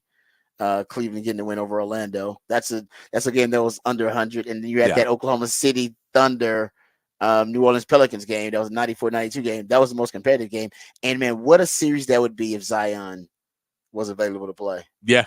No, What it'd a have been series that would be. it'd have been a lot more fun if he was. Oh, But man. I mean, we saw the Thunder showed up. I mean, the Pelicans showed up in this game. No, they did. And hats off to him. That CJ McCollum still didn't shoot great, but did a little bit better. But they just played defense the entire game and were able to slow down And it was Oklahoma the City. offensive boards. Yeah. They killed them on the offensive boards. It was an 18-8 edge in offensive rebounds the Pelicans had. And that led to them outscoring Oklahoma City 24-11 in second chance points. Could you imagine what that would be if Zion was playing? Yeah, it's true. You imagine that advantage and what it would be. They might be able to flip this series, man, if Zion was playing. No, seriously. Oh, I know. I mean, and I think that Oklahoma City will respond and play better. This is pretty much everybody on that team's first playoff game ever. Yeah, good point. I mean, so Yeah, you're it's the talking about youngsters. a massive lack of experience for Oklahoma City. So I think there was a lot of shock of what this was happening. You know, you're the last game of it too. Probably was not the best thing for them to not be just in the mix, that they're playing the final game and the night game. And, you know, you're allowed to have those playoff nerves for all of those players for an entire weekend to lead you up to that game. Thinking too much thinking. Yeah, too much time to think that they about it. just Yeah. looked a little apprehensive in there. But, you know, there's not Orlando is another one of those teams that it's the first playoff game for most of that team as well. The first real playoff, it's like there's some of these teams that just haven't been good and are very young. And this is a big learning experience. This is the reason why we talked about the Rockets, why they really wanted to make that play in, to just have some of that atmosphere of, okay, we know we've done it once. We know what we can do in there now. So we're not as scared about it. But this is, I mean, you could tell the Oklahoma City, their inexperience was glaring in that first game. They'll probably figure it out pretty quickly. You know, New Orleans doesn't necessarily have the most experienced team either, but CJ McCollum's played enough playoffs. He's been around long enough. Brandon Ingram's been around long enough. They have a few guys on that team that have been around for a little bit longer, so they're not going to be as starstruck by the moment. But yeah, I think Oklahoma City kind of just got caught up in it, and the nerves played a lot for that. I think they'll be able to get away with, I don't think that this will be as close of a game the rest of the series. Okay. Yeah. No, that was the closest game of the round one, game ones. Tonight, you'll have Orlando at Cleveland. You got Philadelphia at the Knicks, and you'll have the Lakers at the Nuggets tonight. Those are your three Monday night games. Those are game twos in the NBA playoffs for round one. All right, we come back. We'll get into Rod's round today. We'll push that to next segment. We'll do that. We'll hear from Dak Prescott addressing his status with the Dallas Cowboys. First time he spoke to the media since the news broke that Dak Prescott, it's a realistic possibility he could indeed play out the last year of his contract with the Cowboys and then hit free agency.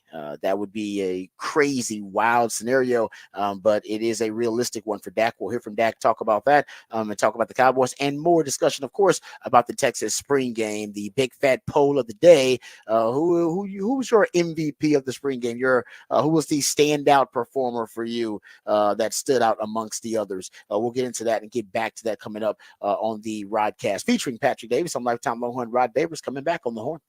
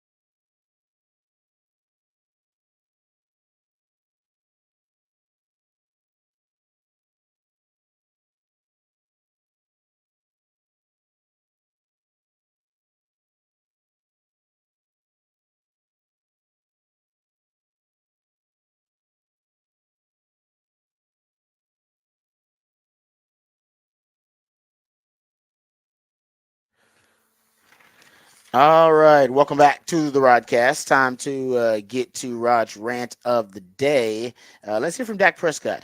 We haven't heard from Dak Prescott, and this was him at a charity function where he was, obviously doing something community oriented. But of course, he's always got to answer questions as the quarterback of the Dallas Cowboys, the face of that franchise, about the team, and this time it's about himself.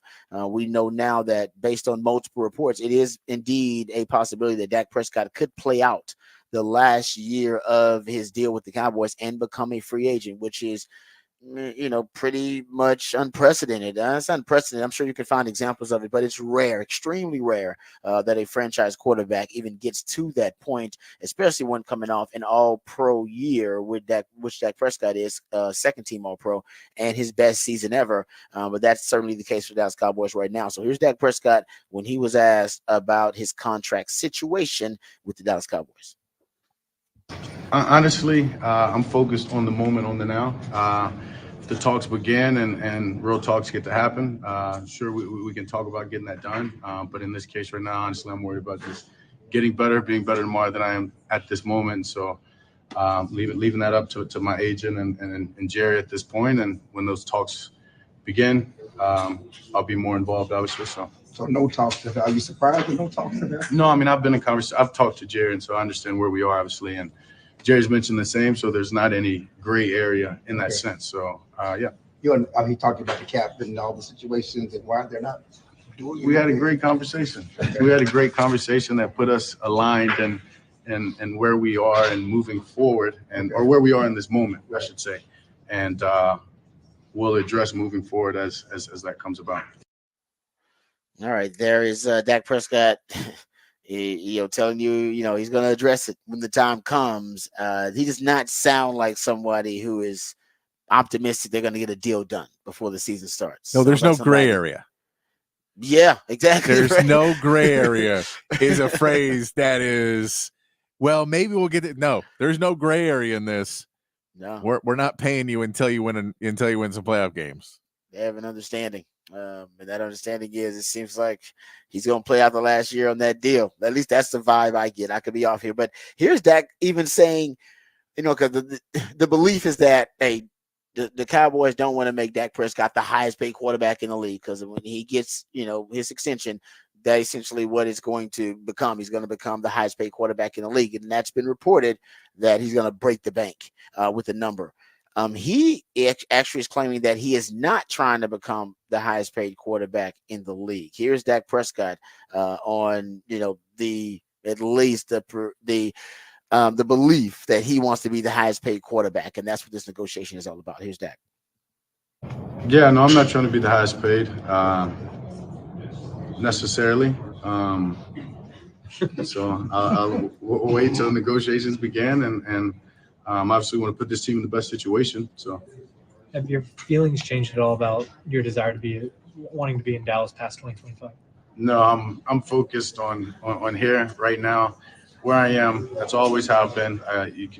Anytime you've asked me, it's always been about right now, getting better tomorrow. And I've been in this situation before, so it's okay. I'm fine in any situation at that point, betting on myself or playing this year out. And yeah, I will say he did throw in there necessarily. I don't even, he said, I'm not trying to be the highest paid quarterback necessarily. And I was like, well, I don't know that could mean anything. I don't even know. It could mean a lot of I think this may also be, I don't want to screw my agent.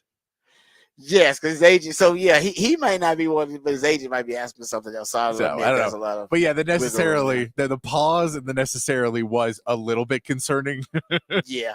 Yeah, he's like, I don't want to be the highest paid quarterback necessarily. Now, like, granted, he may be saying, look, I win a Super Bowl and win MVP this year. I'm the highest paid quarterback. I know, but no, you're right. That's great. No, you should be, and you should be. And in his head, that maybe he thought in his head in that moment. Good point. But if I dominate, you're gonna pay me. Yeah, but he could also see anytime you put necessarily after a statement, it sounds shady. Like I would never cheat on my wife necessarily. You know what I mean? It's like no matter what you say that necessarily, it's gonna make whatever you just said prior to that seem disingenuous. Yeah. Seem a little shady, you know. Yeah. No matter what it is. I've never killed a man necessarily. Exactly. Doesn't matter what it is. You know, it's like, oh, what does that mean? So hopefully, yeah, that's a good sign for Dak and the Cowboys. But I'm with you. I think based on what I heard there, the vibe is I think he's going to play out I don't think a deal's getting done, guys. I think he's going to play out the last year on his contract, which is wild. And basically, he's going to be in a contract year and playing for a possible extension. But my thing is, what if he doesn't win the Super Bowl? Just has another great year. Just say he does what he's been doing the last 2 years, just having a great year, doesn't win the Super Bowl. Then what do? You just move on? You let him become a free agent, hit the free agent? Well, and you just and you get no value for him. He walks away with no value. The bigger question is, and it goes in that and you go, I can understand that you're done. You say we need a top quarterback to win. We have to get out of that. You have 2 other star players that need contracts too. And if you're letting your quarterback go and you don't have the cap to go out and get another big quarterback at that point, you have to basically start over with a young quarterback then, because you're still going to be paying Dak Prescott's restructured salary for the next 2 seasons. So you can't really go out and get somebody new at a big price either. You can't go out and Atlanta Falcons get Kirk Cousins and try and do that. So if you say you're stuck in that place, which is fine, if that's what you want to do and you want to rebuild, it's your franchise, you can do it. If you say that's what all in means to us is we're rebuilding because we don't believe we're going to be able to get there with this team, that's fine. And I know there's a lot of Cowboys fans that believe that. But do you then pay CeeDee Lamb for the next 2 seasons when you're rebuilding and doing that? Do you pay Micah Parsons the next 2 seasons? You do sign him, but you got to trade him. But the problem, if you are going to rebuild, you got to sign and then trade. You got to sign him though right now so you can trade him. Yeah, I mean, the problem with signing Micah or signing CD and then trading him is how much money is guaranteed. How much money are you putting on there that's then going to be dead cap on the trade that you're getting hurt? So you have to renegotiate, and that may be part of why these negotiations are so tough with CeeDee Lamb and Micah Parsons. Is the Cowboys are basically, and if CeeDee Lamb or Micah Parsons tries to put in a no trade clause, you have to shoot that down. Unequivocally, you have to shoot that down. Yeah, you got to kill that. You got to kill that noise. So there's other pieces in there where those players may want a little bit more assurances that they're not being signed just to be traded to a team they don't necessarily want to go to, necessarily. And so necessarily. So you have to figure out. It puts him in a really hard spot, not knowing what your future is and basing everything on best case scenario. We win, and then we're screwed trying to figure out how to re-sign everybody. Yeah, so basically, we just lose everybody in free agency. So basically, what the Cowboys are saying is we're down. We're down to be to as an organization, right? To be screwed regardless. Because you're right. If they do, say they win the Super Bowl, let's say they go. Let's say best case scenario, they win the Super Bowl next year. You still got to pay everybody. Yeah. And then you got to pay everybody top dollar, which is going to definitely put you in salary cap hell for the foreseeable future. But I guess you don't mind. Nobody cares because you won a Super Bowl, so everybody gets paid, and you're happy to pay everybody. Or you just, let's say you just do what you've been doing, winning 12 games, double-digit games. Dak has a good year, becomes, a Pro Bowler or whatever is a really good year. And then I guess you either have to pay everybody or you could decide you don't want to, but then you blow it up. And then how long? Then you got to, like I said, you have to trade Micah and CD because they're going to be the big pieces that give you enough draft capital to start over. Because right now you don't have enough draft capital to start over to get a high pick in the NFL draft. You'd have to tank for a year to do that. You got to get rid of Dak to do that, to start the tank job. And if you're really going to tank, you got to trade CD and trade Micah. That'll give you multiple first-round picks to start over with, plus the tank. I can't believe we're talking about this as the Cowboys, but that's what you got to do. But you got to sign them to be able to do that. And like you said, then you got the no trade clauses, and then they want to be the highest paid players, and that makes them less attractive to trade if they're going to be a big bloated contract. This is a hell of a situation. It is because, and this is the point. I'm stressed out talking about it. And that's what's stressful about it is even if everything goes best case scenario, you go undefeated, win the Super Bowl by 40. You still feel like you're screwed at the end of this season because of the situation they're put in. Yeah, because you got to pay everybody top dollar, including Mike McCarthy. Be like, I want top dollar, But coach. Mike I want McCarthy, top dollar coach money. I know it doesn't affect the salary cap. My point is that's Yeah. everybody's going to be asking for their money. Yeah. Everybody's going to be asking Yeah. for their money because everybody's going to be deserve it at that point. And you know what? I think Jerry will be happy to pay everybody. Yeah. But man, that is a crazy way to do business for the Dallas Cowboys. So I have no idea. It would be good if one of those pieces is signed before. I know it's not gonna happen before the draft because that's coming up. But before training camp, it'd be great if they got one of those deals done. The CD deal or Yeah. the Micah deal. The Dak deal, I don't think it's getting done. Actually, I think he's gonna play out the last year of his deal. But if they be good, they got the Micah or the CD deal. Get the CD deal done before Justin Jefferson and Jamar Chase get their deal done. What are you waiting on? I'm with you. That market is about to balloon. Yeah, he It's will about to be, blow up. even if you made him the highest paid wide receiver, which you're probably going to make him the second highest paid wide receiver. I'm guessing you're going to put him right behind Tyreek Hill, is what you'd get. As I think you can probably which is at negotiate him to 30. second highest paid wide receiver. He'd be fourth within a year. Easy. And then he could be fifth or sixth within 2 years. And that's what I'm saying. Within 3 years, he will have dropped precipitously down that list, and he'll still be making good money, but he'll just keep dropping down that list. And, and it becomes too, do you want to do a quick rebuild where you figure if you just put the right quarterback in, if you still have CeeDee Lamb on this roster and you still have a defense with Trayvon Diggs and Micah Parsons and some other good pieces around him, you've drafted some defensive players, you can still keep rebuilding this team and hope to find that right quarterback in the draft or find somebody, or Trey Lance if you feel the guy. Yeah, whatever it is, if you feel you have that guy and you can put somebody else in there other than Dak, and that's what direction, then go re-sign the other guys. And then you're not completely out of depth next season. You can say, you know what, Dak's not able to get us over the hump, so we're gonna throw the dice and hope we find another quarterback and really risk it that way. But we feel we're never gonna win a Super Bowl with him. That's acceptable too, but not re-signing any of them feels like malpractice. I'm with you. That it just, I don't know. I think once again, everybody's a little confused about what the Cowboys' plan is, but I hope they have a plan. I hope they're just shrewd and savvy and behind the scenes, and they know what's going on and nobody else. And I hope it kind of works out for the Cowboys because, like you said, even best case scenario, it's like, all right, they won the Super Bowl. That would be amazing. That would be great. It really would be.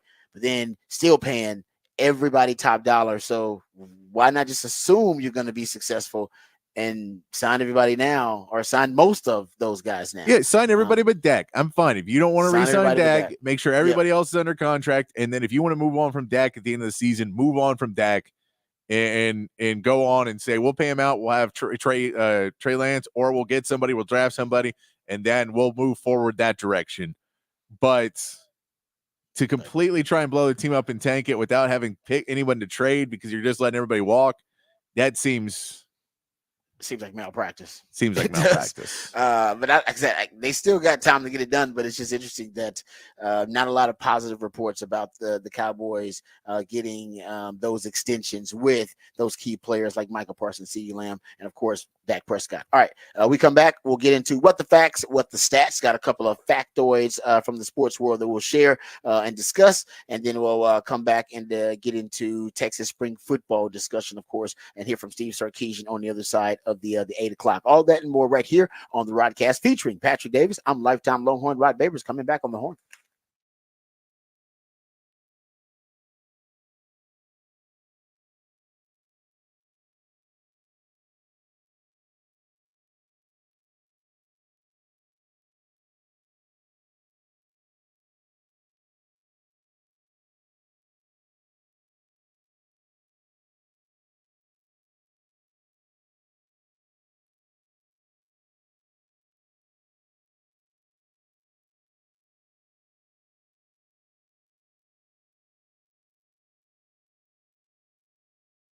Hey, what's up, folks? Lifetime Longhorn Rod Babers here. Aside from the traffic, we all love the city of Austin and what's not to love. Great city, great people, great food, great music, great culture, and even the city itself. So many great iconic landmarks around this city that make it so unique. And what you may not realize is that many of the iconic landmarks that we love around the city were actually created and built by the skilled craftsmanship of ironworkers local Union 482, like the Pennybacker Bridge or DKR Stadium. The folks over at Ironworkers Local 482 don't go to the office. They're the ones who actually build the office. So if you're looking for an exciting employment opportunity or you would like a refreshing career change, you can become a member of Ironworkers Local 482. Right now is a perfect time to do it. They're hiring over 3,000 people for a huge project right here in Central Texas. They're offering competitive wages, competitive benefits, and a pension plan. They even offer training for unskilled labor through their apprenticeship program. So what are you waiting for? Become a member of Ironworkers Local 482 today and take pride in the type of teamwork and craftsmanship that helps shape the future of our great city. Maximize your potential today and go online and apply at ironworkers482.org. That's ironworkers482.org.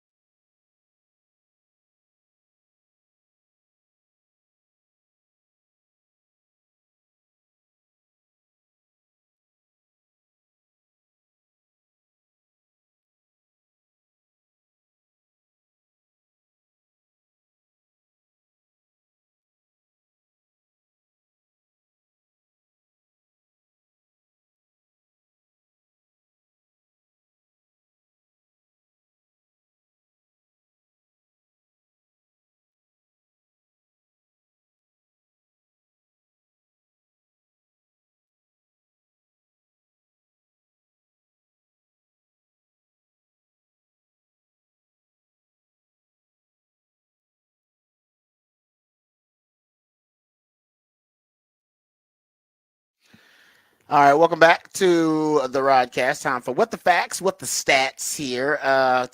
Shams Charania, Shams, who just reports on the NBA and also the WNBA too. He is reporting that Caitlin Clark's new deal with Nike, where she's going to get her own signature shoe.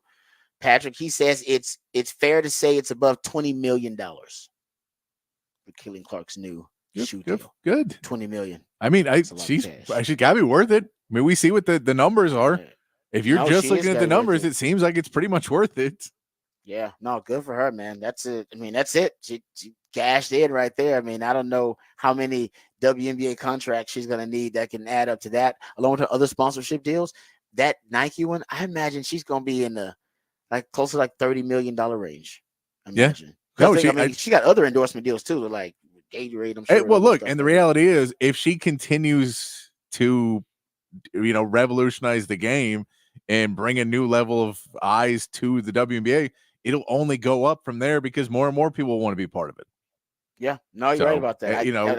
That number was mind blowing. Yeah, but I mean, get our own shoe. If you say she was, if you're going to give $20 million, if Nike had a budget to give out to players coming out of college, and you look at the NCAA men's tournament, and who are we giving it to out of there? Who? Oh no, I give it to Caitlin Clark. Exactly. That's I think if you say what's the name that's going to come out this season, and we have a budget to give out, that's right. Where I'm going with it too. Yeah, that's a great point. And it's like, you know what? No, we're not even gonna divide it up. We're gonna give her the budget because she'll have a first signature shoe. I guarantee you it's gonna sell like hotcakes because all the young ladies who look up to her who want to be the next Caitlin Clark, a generation of young ladies, they're gonna go buy the shoe, or they're gonna ask mom and dad to buy them the shoe.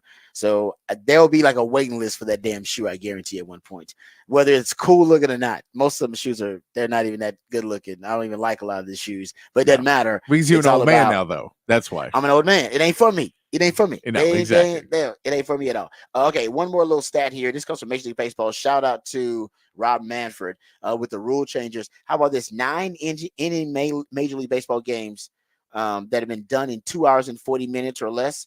In 2021, it was 7.7%. These are 9 inning Major League Baseball games done in 2 hours and 40 minutes or less. That was in 2021, 7.7%, 2022, 11.3%, in 2023, 52%, and in 2024, 58%. Good job. Again, there. Yeah. Now they just got to figure out how to keep pitchers from getting hurt every game. And that's also something. And that's your next step is figure out how the pitchers are we're not going to have 4 or 5 starting pitchers from every team on injury reserve all season. No, you're right about that. And in 2021, 67% of Major League Baseball games were lasting 3+ hours. In 2022, it was 60%. 2023, 17%. And 2024, 15%. Damn good job, Major League Baseball. Shortening the games, making them even more competitive. And I think the scoring actually is up, too, for Major League Baseball games the last 2 years. All right, we come back. That's what the stats. We come back. We're talking Texas spring football. We'll talk about all the standout performances. And, yes, the MVP of the game, no doubt, Arch Manning. Exceeding expectations. Hard to live up to the hype. He certainly did that. We'll talk about that and more right here on the Rodcast featuring Patrick Davis. I'm lifetime Longhorn Rod Davis coming back on the horn.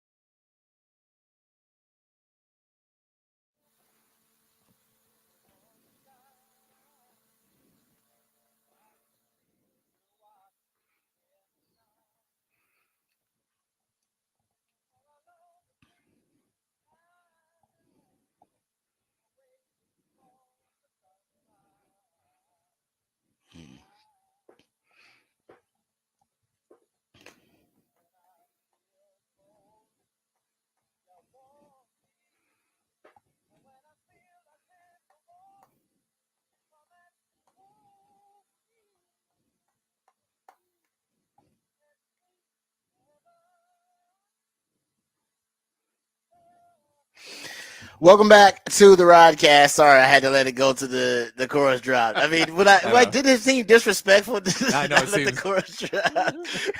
I know it was a little wait. It was a little wait, but I was like, I was still disrespectful to hop in here before the chorus drops. People listening and be like, Rod B, shut up before the chorus drops. At least let the chorus drop. So I decided to let y'all enjoy it because I was enjoying it too. Crazy part about it, I was just listening to Hall and Oates. What was that? A couple days ago? Because you we had did, it as they were the One Artist Wednesday a week or two yes, ago. and then you got me thinking about Hall and Oates, so I was jamming it actually. Because one of our traditions is bath time is always with a tribute to an artist. Like it's basically every day is One Artist Wednesday when we do bath time with Baby Girl. So we got to play a song. I picked Hall and Oates. I was like, oh, jam it. And the worst part, but I guess it's good for her, I sing through the ones I jam, you know what I mean? So it's me. Yeah. It's Rod B. All she knows is my voice. She don't even know Hall and Oates really. All she knows is Rod B jamming that, and she likes it, but she's the only one that likes the sound of my voice. But yeah, I was just jamming, and you gotta let the beat drop. You gotta let that chorus play, man. Got to. You got to. It's a great build up there. So thanks to my man Patrick for a smooth Soul Monday, meant to make your transition from the relaxing, fun-filled weekend to the hectic, stress-filled work week a little smoother. So he wants to make that a smooth transition for you. That's the purpose of a Smooth Soul Monday. So we appreciate Patrick there. We also appreciate him for the big fat poll of the day, which will lead us into our first topic of discussion here right after the horn headlines, which is the Texas spring game. Patrick, what's the topic of the big fat poll of the day? Big fat poll of the day. Who was the standout in the spring game? Who was your top standout? Who was the guy in the spring game? We look, Arch is going to run away with it. We know Arch is going to run away with it in the poll. Yes. Arch had an amazing game. I put up some other names though on the list. We put some other names up on. We put the poll up on X. And, it's okay. We got some more variety. We got some more variety in the voters now. In the votes, yes, because Arch Manning, 63% of the voters say Arch was the MVP of it, or the standout player of the spring game. Ryan Wingo got 23%, so he's second. Right. Trey Owens getting some love at 10%, and my man Colton Vosick at 4% getting some love.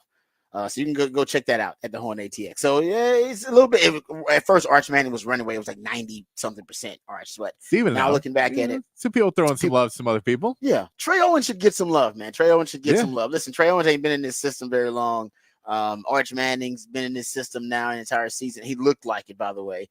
He looked like a 3-year veteran out there, slanging the rock around. He looked great. He really did. I think Texas has 2 starting caliber quarterbacks. Remember Peter Burns, who did the he hosted basically LHN pregame for the spring game, and he works for the SEC network and ESPN and does a really good job there. He's great.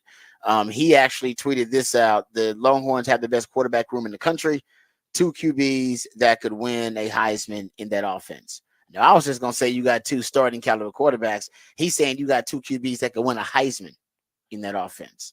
So I mean, that goes without saying. That was his impression of it. My impression of you got 2 starting caliber quarterbacks, and my man CB even sent me the stat. The trend continues. Texas has used or needed multiple quarterbacks, and I believe it's in the last 25 years. I believe you're talking about 18 of the 25 years you've needed a backup quarterback to play for some reason or another. So with Arch looking the way he looked, no quarterback controversy, but knocking on wood, we hope that Quinn can start and finish every game. But if he doesn't, there will be no anxiety. There will be no stress about Arch Manning stepping in that role. He looked like the 3-year vet. He looked like a guy that he looked like a Manning. I mean, that's what you want me to say. He looked like him. That's the best compliment I think I can give you. Yeah, he looked like a Manning. He was efficient in the he looked as build. Yes, and that's really did. You know, when you say this is one of the highest rated recruits and all of that coming out, he looked as build. I did like Sark in the post game did do the shot again of, he goes, you know, you guys have your rankings with Trey Owens. He's like, you guys have your rankings. We trust our department. Yeah. and he looked right on Trey Owens as well, which is, it's, you know, you guys, you don't want to put him up there as the highest rated. We'll trust ourselves on this. I will say, I said, pat myself on the back a little bit. We do our own Texas football. We did a live stream from Victory Lap over there on campus before the spring game, and I said, and I've said this on these airwaves as well. I said you're gonna be really impressed with Trey Owens when you see him. You're gonna be really impressed with him. He's just impressive. He's got great arm talent, and he's poised. He's mature beyond his years, the quarterback, and he's competitive as a mofo. He really is. Like you don't beat Katie and H-Town as a quarterback in the playoffs without being competitive. He's competitive, and he is confident, borderline arrogant. I ain't gonna lie to you. I spoke to the young man a couple times, borderline arrogant, but it's a good thing because you need to be borderline arrogant if you're gonna sit behind Quinn Ewers and sit behind Arch Manning. Yeah. And still have faith in your abilities and not let that make you insecure as a player. So like, no, I put me on the field and you'll see how good I am. And I don't know if he's going to be here after Arch Manning leaves. I don't know because he strikes me as kind of Malik Murphy. He'll stay here long enough to learn where he can learn, stabilize the position, but he's going to get better too. And the more you see him, the better he's going to get. And I could see you having him, a couple of years, but I can see him at one point saying, all right, unless Arch is in and out, I could see him pursuing it, and it's okay because you can trust Sark is going to keep that quarterback room stacked. Yep, that's what he's going to do. You can trust that Sark's going to be able to do that, and I think this is the best example of it. Look what he's done to that with that quarterback room now in just a short time. It's the best quarterback room potentially in the country. I can't think of one that's better. That's no. So, I mean, I've not heard anybody talk about their quarterback room with this level of excitement.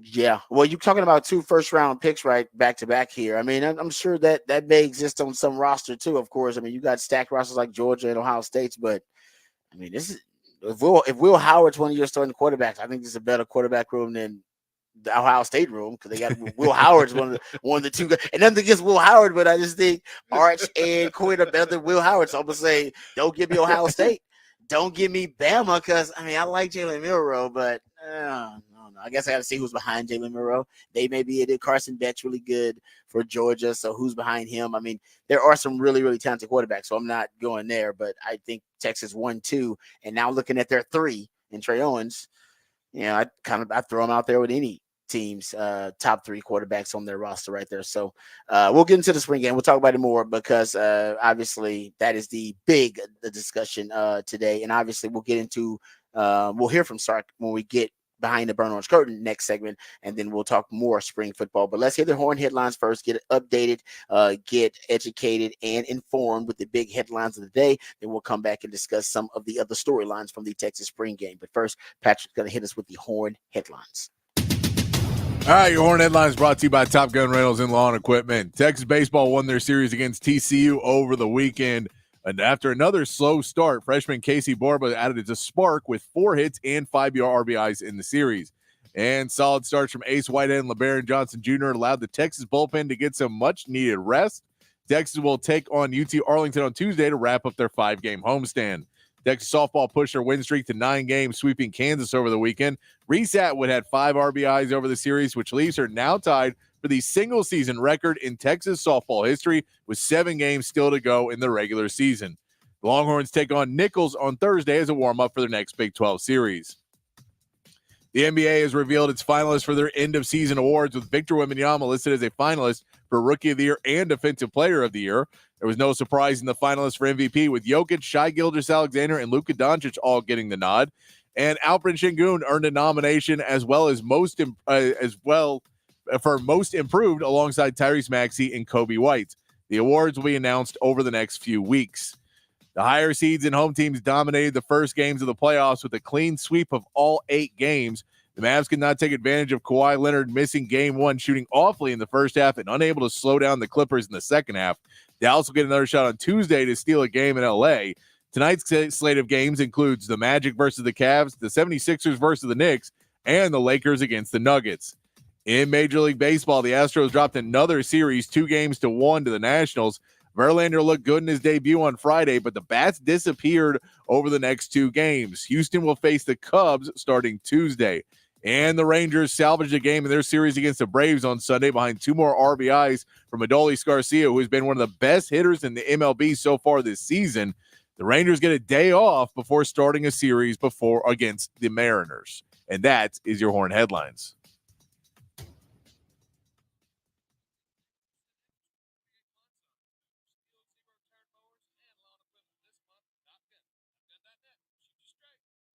All right. Getting back to thank you, Patrick, for the horn headlines. We appreciate those. And getting back to the Texas spring game, Arch Manning, 19 of 26 for 355 yards, 3 touchdowns, 1 interception. Trey Owens was 14 of 21 for 228 yards, 3 touchdowns. Cole Lord even got in on it. And I will say Sark gave Cole Lord props. Remember, in the media availability prior to the spring game, he was like, man, I'm telling y'all, Cole Lord looked good out there. And we're like, why are you talking about Cole Lord? God bless him. Good for Cole Lord. But we want to talk about Arch. We want to hear about Quinn, even Trey Owens. And he's talking about Cole Lord. But maybe that's why Sark was talking about Cole Lord. He was 8 of 11 for 72 yards. And then he had a touchdown. But the quarterbacks were showcased. And I think there's no doubt. I think that is the biggest storyline. And that's what made Longhorn fans feel good about the future of Texas football. I always see, spring games as kind of a trailer. The season is the movie, but this is the trailer. You get a chance to see a little trailer of the team. And trailers get people really excited. Everybody loves it. It's hard to screw up a trailer, right? It's hard to have a bad trailer for a movie. Even bad movies have good trailers, right? Because it's just little snippets here and there of like the best parts of it. And spring games are kind of like that, But I think for Longhorn fans, they are really excited now about this movie now because of the trailer they saw, and why not? Because of Arch Manning. Now we'll hear from Sark, but they didn't want Quinn to play a lot. They wanted this to be a showcase of Arch Manning. But I'll say this, recruiting wise, because they had a lot of recruits there. For a game to come down like to a Hail Mary there and have so many points scored, was it 35, 34, whatever it was, so many points scored, so many big plays. The truth is, I'm a defensive guy and I'm an old man now. So I looked at the spring game and I say you look at it glass half full, glass half empty, depending on, because it's your own team. So if the quarterbacks are playing well, the pass defense ain't looking too good. If they're throwing for 650 something yards or whatever they did. But offense is what puts butts in seats. Offense is what recruits come to see. Offense is what gets fans excited. And that's why Longhorn fans nobody's really talking about the pass defense as much. I know there's some of you out there that are complaining about it, like me, because you're probably old and crotchety and thinking about what could go wrong. But in terms of looking at the overall, kind of the overall identity of this team and what the identity of the program is going to be, probably going forward, because Sark is an offensive minded guy. It's going to be about offense. It's going to be about offense. It's going to be about quarterbacks. It's going to be about really good, great receivers and a prolific offense, an offense that's fun to watch. I think they're going to pair it up with an elite defense at one point. Even last year, they were elite in certain aspects. But even this year, just based on the trailer, Patrick, I don't think you're going to get that elite part of the secondary necessarily either. I'm not saying it's going to be a weakness, but I'm not sure it's necessarily going to be a strength and to be part of the identity of the team. That it's going to be about offense and be about scoring points. They're going to be able to do that as well as anybody in the country. No, and I mean, we can throw in a couple things of the depth that position is still not really there. So when you split them up across two teams, you saw the gaps in when splitting up against two teams and the youth there. So once you put your best guys out there, it'll be a little bit better. You hope the communication will be better once you kind of get your main guys. I know they like to rotate. So there is going to be some issues of communication, but you hope to have it a little bit more set of what you got, what people are known to expect in that. And then you also, this is a non-contact for quarterbacks game. So the pass rush is a little different in this game where you can two-hand touch, but I think when you're putting real pressure on quarterbacks with the defensive edges, which what Texas has now, it will help this secondary a little bit more, that you didn't necessarily have the same blitz packages and things that you could throw at this in a spring game. So I think there are things that will improve once we get to the regular season. It is something that, you don't want to see it. You don't want to see guys not in picture, or when guys are catching passes, you like to see them a step behind and go, oh, he just misread that a little bit. Not where is the defender? And that happened a few times. Yeah, that happened a few times. Yeah, 50, 75-yard touch. You had 2 75-yard touchdowns and 1 50-yard touchdown. You had a 30-yard touchdown. You gave just a lot of explosive plays. Yeah. But like I said, it to your point, when you got deeper, because that's what the spring game is about, right? It's about depth, because everybody plays. And the deeper you get into especially without Jahdae Barron, the deeper you get into your defensive backs, you were exposed, and that was something you had an issue with last year. You recruited 5 defensive backs in this recruiting class and brought in Makuba. So it's one of the last phases of roster construction for you. And it showed the youth and inexperience there, the communication breakdowns, it showed. But look how deep you are at wide receiver. That also showed, because even when you spread that group out, how thin it was, you get a Ryan Wingo as a prodigy, as a freshman out there getting 2 touchdowns and 4 catches for 81 yards, and DeAndre Moore, and then Isaiah Bond, and then Matthew Golden, hell, Thatcher Milton as a walk-on, right? So just as inexperienced and just as exposed as you were in the secondary, because it's a spring game, so it's testing your depth. You also shook the quarterback. Right, you saw how deep you were at quarterback, spread across. Even Cole Lord out there balling. Trey Owens, your 3rd string quarterback. Even though you took Quinn out of it, we know that Quinn early on was he 2 for 3, and then had the interception return for a touchdown on the tipped RPO pass. But it was a non-factor. I mean, and that was intentional by Sark. So you saw the depth, to your point, Patrick, and you saw it. I think you did get more. Sark was the one who was overruling plays and calling sacks. Yeah. I bet if I went compared this year's spring game with last year's spring game, I bet there were more sacks called. It's just hard. Like you said, it's tough in the spring game. I remember Colin Simmons got a sack. Colton Vosick got a sack. I mean, your edges, I would say that's one thing too. Getting back to your point, once you got into the spring game, the depth that your edges showed. Yeah. You're deep on the edges. Hell, they were still guys who were making plays on the edges late in the game, like Colton Vosick and like Colin Simmons. So you're deep there. So I think you're deep most places pretty much, except interior D-line and the secondary. You don't have experienced depth yet. You just have young guys who have talent, but you just started to kind of build up that secondary, and that showed too. Yeah, and one position that I thought was kind of it just they didn't necessarily stand out, and we know they have at least some depth in there. It was tight end didn't really stand out in this game. Yeah, they have depth. They do have depth. I like Jordan Washington as a young buck. I will say this too, because I went back and charted the game. Sark ran that tight end screen like 4 different times too. By the way, he loves that tight end screen. They had averaged over 11 yards per play running that tight end screen.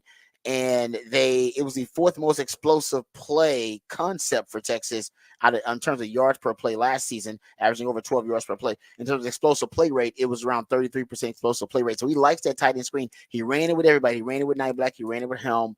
He ran it with Jordan Washington too. Probably had the most explosive play with Jordan Washington out of that tight end screen. Amari Nightblack had a really nice one too, like a 14-yard, I think, scamper once he caught a tight end screen. But I'm with you. I feel better now about the tight end position than I did before, but I'm with you. I don't know if it's going to be a strength or if it's going to be a difference-making position overall for Texas. And it's you mentioned earlier in the show, is this something where I don't know if in big plays where he's looking for explosive plays, if Nyblack, if Gunnar Helm, or if they go and they basically pull tight ends off the field and they go with more wide receivers because you have such depth at wide receiver. Do you feel does that change? That's kind of where the question still lied after the spring game was. I didn't see Nyblack become that explosive player that we expect him to be. That we know he has the ability to be. You would have liked to see him break one of those gigantic runs or gigantic, some routes that really look that way. And I have to go back. I have not watched it a second time. So if I go back and watch it again, then also you're right. I can say it out, but they didn't necessarily stand out in the game. No, it wasn't vertical routes like we thought. I mean, it was screen passes, little for the record, Sark's not calling the plays. I mean, he has the playbook, he has all that. Kevin Milwee and Kyle Flood, I believe, are calling the 2 plays for the other sides, right? That's true. Yes. And they ran staples, but you're right. Nothing was souped up. This was very vanilla in terms of what they run, which means they run things they always run that are already on film. That's why they ran a lot of the tight end screen. I will say the wide receiver rotation will expand. That's one of the things that I predicted early on this spring, that, hey, they're going to expand that wide receiver rotation because those guys are looking too good. So Bond looked good, had some drops early on, but I thought still you saw the potential there. Isaiah Bond, Jonte Cook looked good. Ryan Wingo looked amazing for a freshman. I mean, I said early on, and I saw my man CB send me the Chance mock tweet, but I said, hell, weeks ago, he's the most talented, physically gifted freshman at wide receiver Texas has brought in since Roy Williams. I saw my man Bobby Burton say the same thing, and I saw Chance Mock, shout out to my man CB at Chris GB00. Yeah, here's CB right here. Yeah, my man CB sent it to me. Thank you, CB. I appreciate that. At Chris GB002000. But yeah, Chance Mock says it's just a spring game, but Ryan Wingo is the closest thing I've seen to Roy Williams as incoming freshman. He will be a difference maker in week one. It's freaky. It's not, their games aren't the same. He's actually better with the ball in his hands than Roy Williams will be, but the freakish combination of size and speed and twitchiness and agility and hands, you just usually don't get that combination of elite traits. Wide receivers are given one or two elite traits, right? Xavier Worthy's got his speed. That's his elite trait, but he's not great on contested catches. He doesn't have elite size. He's a small guy, right? AD Mitchell's got some size, but he's not great with the ball in his hands. You never see an AD Mitchell out there breaking tackles. That's not what he does. His elite skill set is his catch radius and his body control. But he'll have, he's got good speed, but he doesn't have world-class speed like Xavier Worthy. But this kid runs a 10.5. Like he has 4 or 5 elite traits in his skill set, and that's rare to get that combination in one wide receiver. And that's what they have in a young Ryan Wingo. So my point being, when you're at that with DeAndre Moore, and Matthew Golden, I think you're going to expand that rotation. And Silas Bolden ain't even on campus yet. Yeah. So that group's gonna be deep, man. Yeah. Deep. I wonder if Silas Bolden watching the game and just be like, man, my work's cut out for me. I should have came in a little earlier. Nah, because you're right. They are deep. That's, like I said, that is a really impressive group of wide receivers as advertised. Like, so a lot of things are exceeding expectations, even though the expectations were really high for that group. One thing also noticed, the deep ball, you didn't see it from Quinn, but the deep ball is going to come back this year. I think that's something that Sark wants to come back. Even with Quinn, he needs Quinn to prove it to scouts, because scouts have doubted that in Quinn Ewers, and they've probably put that on his scouting report, or at least the scouting report on him, that he's not a great natural deep ball thrower. And Sark has talked about how he wants to throw the deep ball, and it is a big part of his offensive philosophy, but he has essentially curtailed it because it has not been a strength of Quinn. Well, lately, at least in the last 7 starts, and these numbers come from LHN, Quinn's been much better than his first 15 starts at throwing the deep ball. His first 15 starts, 24% completion percentage throwing the deep ball. Last 7, 43%. Yards per attempt, 7.9. First 15, 14.8 in those last 7. His off-target percentage was 44% on deep balls. Now it's at 25% in the last 7 games. And in that game, they threw a lot of deep balls, right? You saw Trey Owens throw the deep ball, and he's got a beautiful deep ball. It's probably him and Arch have beautiful deep balls. Arch, you saw him show off his deep ball. They probably threw 8 deep balls in that contest, and had 3 touchdowns on deep balls, 75 yards and a 56-yarder. I think that if you're looking at things that are a sneak peek at what you could see more of based on what you saw in the spring game, deep ball is one of them, no doubt. The deep ball is definitely that's why we saw Sark smiling so big after the game. It's like, did you see how many deep balls there were? Man, so many deep balls. Yeah, I haven't seen it in so long. I think this year, if we can chart it, I think he's going to try to bring them back. And they looked really good. I mean, completed 42% of their deep balls in that spring game. So all the quarterbacks look pretty efficient converting those.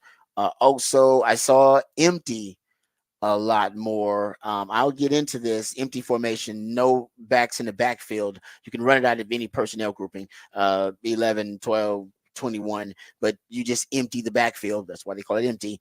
And Quinn notoriously, we'll get into it in detail maybe tomorrow. I can break down the numbers here for my notes. He's never been really good at empty, which is strange because he can make all the throws, and he's got a quick release and a quick delivery, but he doesn't sense pressure really well. He sees it, and he gets sacked a lot out of empty, which you're not supposed to be sacked out of empty. The ball's supposed to come out quickly. So sack rates usually drop out of empty formation, but not for Quinn. But since Quinn wasn't playing, he was using a lot of empty. And Quinn's getting better at it, kind of like his deep ball. He's not naturally good at it, but he's getting better at it. But I think that's something that Sark wants to use more of. And you saw a lot of it in that spring game because Arch is really good at it because Arch is efficient. Arch gets the ball out on time. He's poised in the pocket. You know what I mean? There are a lot of kind of natural things that he does well. His anticipatory ability. He's so damn efficient, either with his movement in the pocket or even when he's getting rid of football, his accuracy. There's not a lot of flaws in Arch's game, but it's I think one thing he'll be good out of empty is because as a Manning gets the ball out quickly and gets the ball out on time. That's what you need out of empty formation, and they use a lot of it. And I think the quarterbacks were 67% completion percentage running empty formation, and Trey Owens did it really good too. So that's maybe another sneak peek, something you may see. Well, especially because you can, switching up and, I know if you substitute, you have to let the defense substitute, but still getting the right personnel out on the defense when they can go from pony package to empty or empty to pony package. And you go from no running backs to 2 running backs on the field. And, how much the defense is trying to figure out their substitutions and who's going to be on and off the field. And, if you're doing that on a 3rd down, when it's 3rd and 2 and maybe you want to get a legal substitution or get too many men on the field or one of those things, and you just run that and try and confuse their defense a little bit, it's nice to have that ability to try and, throw a team off by throwing as many different personnel groups out that their defense has to figure out how to defend it all.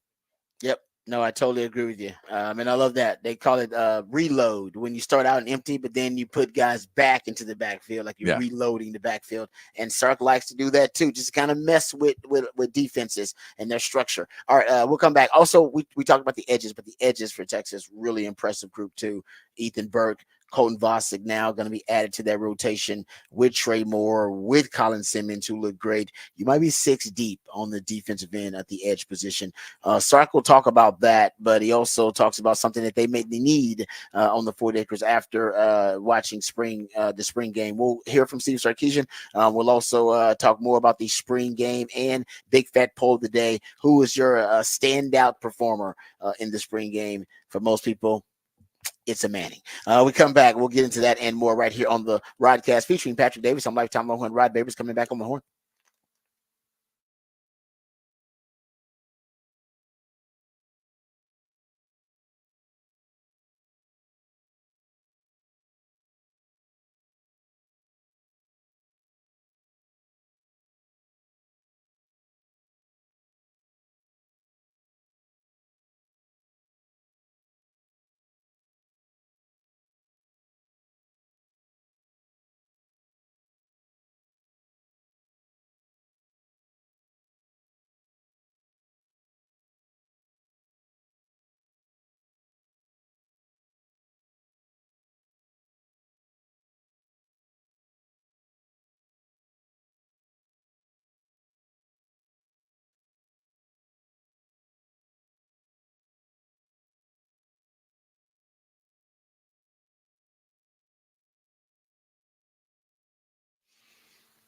Hey, what's up, folks? Lifetime Longhorn Rod Babers here. Let's talk about Callahan's General Store. They have so much for you. If you need any issues, I should say, with your lawn and your yard care, they actually can help you make sure that it is top notch. Right now, with spring upon us, you want to make sure that your yard is looking in golf course condition. And if you want to get the best looking, healthy looking, lush and beautiful yard, you can hit my man up at Callahan General Store. They have everything you need: bags of soil amendments, special fertilizers. They also have the Bermuda seed in case you have those brown patches in your yard you need to fill in. Any of those issues, my friends over at Callahan General Store, they can help you out. They also have the know-how. They have the expertise and the knowledge for you to make sure that you are getting your grass in your yard in that golf course condition. They have the pre-emergence, the weed and feed as well there at Callahan General Store. As a matter of fact, they're helping me make sure that my yard is looking looking top notch. If you're starting to plant those seedling vegetables, they can help you out there as well. They have a variety of peppers and tomatoes and melons and other plants to choose from there at Callahan's General Store. They got it all. They also have the native pecan trees and fruit trees. If you're starting to plant trees around the property, and your family and friends can enjoy those for years to come. So they got everything you need there at Callahan's General Store. They're right there at the same place, 501 Bastrop Highway between downtown and airport. Remember, every day is a great day to make it a Callahan's Day.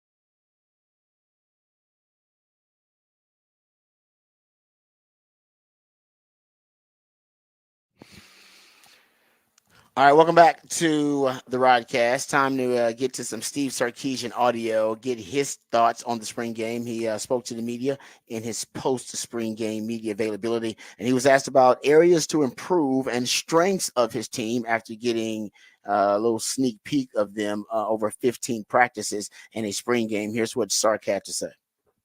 Yeah, I mean, I think obviously the depth on the defensive line is not where we need it to be. And so we're got, hopefully we can address that. And so that's a bit concerning. Finding, when you throw a lot of touchdowns like that, it's okay. Who's playing how and what in the back end, and making sure that we solidify that. And naturally, when you break up teams and you got guys on both sides, but solidifying the back end and who's playing where, and getting that right combination of guys. And that's going to be helpful. I think, for us, we're very fortunate at the quarterback position to have a third-year starter to have the backup that we have. And I think everybody probably got a glimpse of Trey Owens today. And not to take a shot at those that put stars on quarterbacks, but I trust our evaluation, and we could probably recruit any quarterback in the country. But Trey Owens is really talented, and he can make a lot of throws. And so I'm very encouraged with where we're at the quarterback position. And I'll say something coming out of spring that maybe didn't show up quite as much in the spring game, but our edge pass rush is real. Trey Moore is a real pass rusher. Colin Simmons can affect the quarterback. We know about Ethan Burke and Barron Sorrell. Colton Vosick, the second half of spring, has really stepped up his game. Zena is another impactful player. So, we've really tried to address that position, and I think it's paying off for us and will pay off for us in the fall. All right, there you go, Sark. Talking about the edge positions for Texas and their strength. There's no doubt about it. That is a strength for them. We talked about that at the end of the last segment, and adding Colton Vosick to the mix there, and then you add in a young Colin Simmons. Those guys are really impressive. You also get into the quarterbacks and how deep they are at quarterback. He didn't talk about the wide receivers, but that obviously is another strength. The only area where I think he is concerned, and he's spoken about this, and we played the cut last time we went behind the burn orange curtain, is the big humans. They need bigger humans in the interior D line. So, and Catcher, can you have that cut ready where he talks about the defensive line there, the defensive line depth, please? Because you see here, he's complimentary of the edges, which are the edge defenders, defensive ends. But at the same point, even in that cut, he talks about the defensive line depth is not where it needs to be. And I feel like he, in his mind, when he says D-line, he basically puts the interior D-line in that category, but not the edge position guys.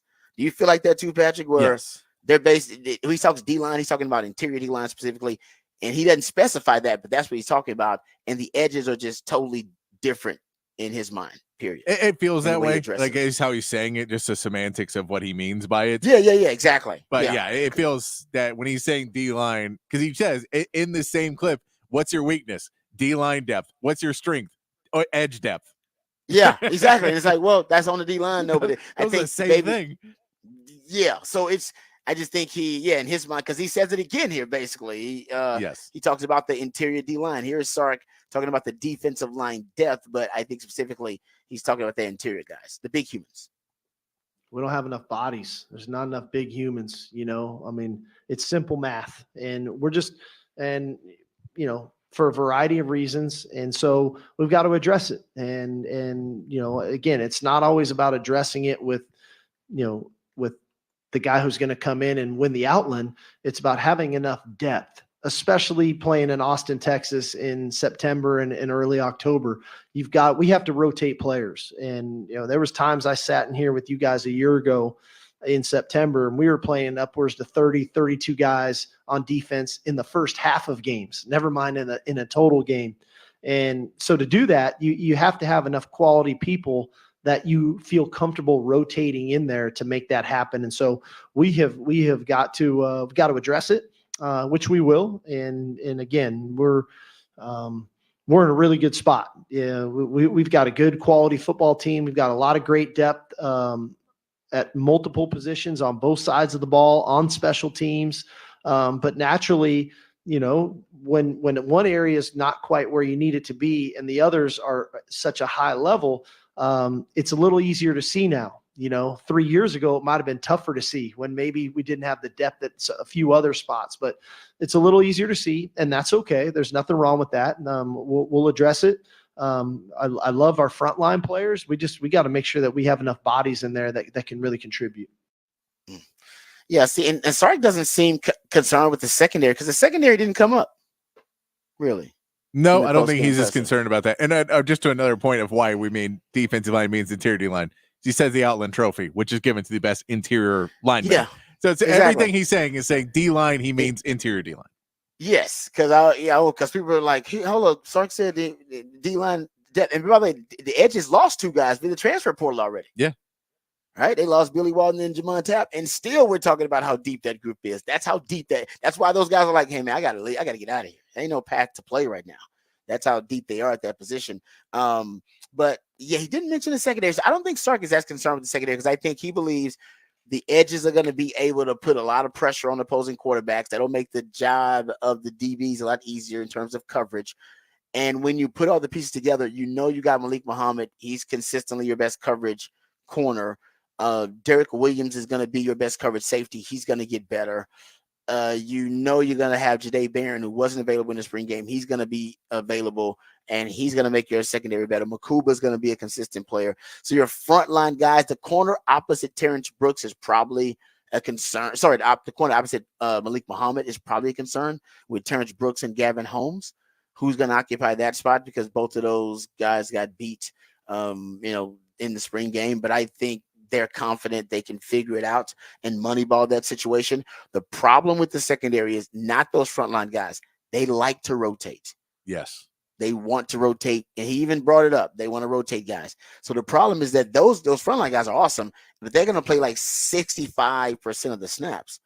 Then there's another 35 where those guys are going to be out there. So how you mix and match, I think those pieces are going to be important. Yeah, those guys will play together, or do you want to put some of those veteran pieces with some of the younger guys that you're going to rotate in to stabilize them so that it's not, all those young guys on the field at one time.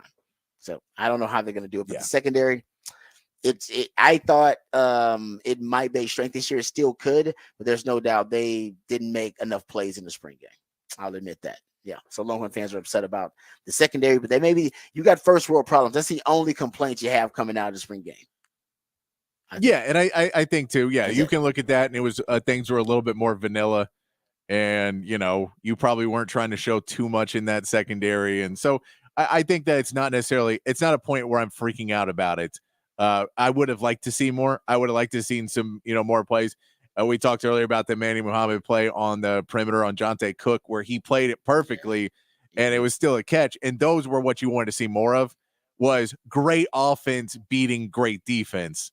And a lot of times you saw really good offense, and I didn't even see the defender, and you just saw, and you saw them coming. That happened too many times where it was not necessarily great offense beating great defense. It was just great point. That's where the issue was. Busted coverages. The first one, Yes. DeAndre Moore touchdown, busted coverage by Terrence Brooks, cover 3. He had his eyes on the number 1 receiver, not King, number 2. The Ryan Wingo touchdown, both. The second touchdown was a simple switch release. The DBs, that was miscommunication by the DBs. They should have been able to pass off that receiver in coverage. On the deep touchdown on Kobe Black, it's just bad technique by Kobe Black.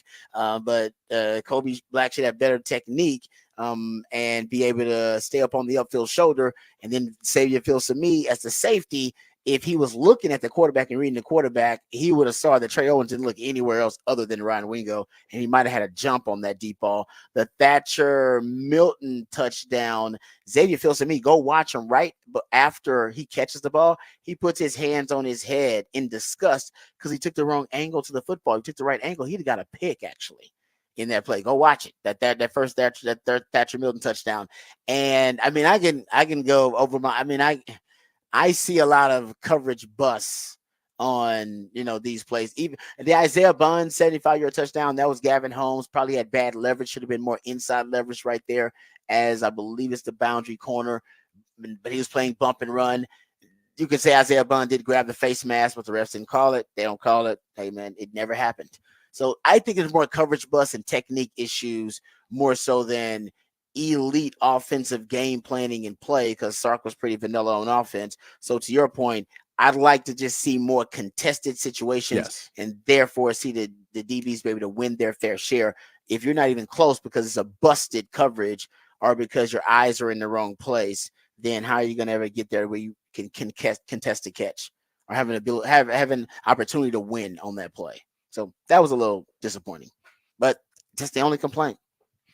And I think you can still win games with that. We know that Texas had a bad secondary last year, and you went to the college football playoff. So you can do it.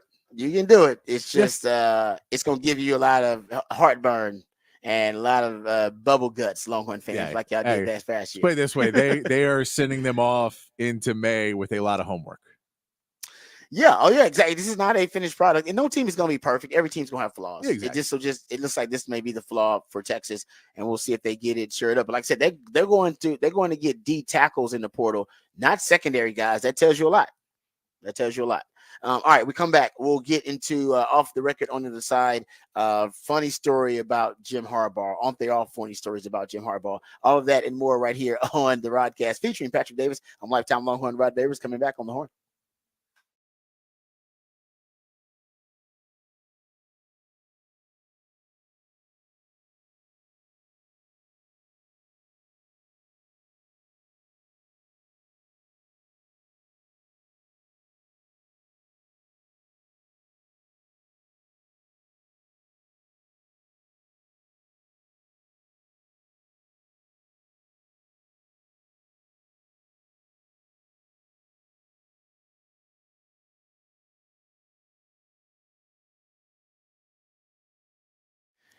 Hey, what's up, folks? Lifetime Longhorn Rod Babers here. Let me tell you about my friends over at Apple Leasing, because we understand that a lot of you out there might be in traffic right now, maybe driving a car that maybe it's a little old, maybe it's run down, maybe it's giving you a lot of issues, maybe it doesn't fit your lifestyle anymore, maybe it's not big enough for your lifestyle. Actually, as we're adding members to the family, I got to think about getting bigger cars, and that's the case for you. And if that is the case, you need to reach out, like I did, to my friends over at Apple Leasing. Apple Leasing has the ability to put you in any make or model vehicle that you want. The pros of Apple Leasing help you get the price you want, the payment you want on the car that you want. Now, we know that navigating the car, the car industry can be really tough. It can be stressful. It can be time consuming, and you may not have the time for that. You may not have the patience for it. That's why Apple Leasing is here. They will handle that entire process for you. You call them, you let them know exactly what your specifications are, what kind of car you want, a sedan, an SUV, a truck. You let them know exactly what you want. You let them know the color you want. You let them know exactly what your payment plan is and what your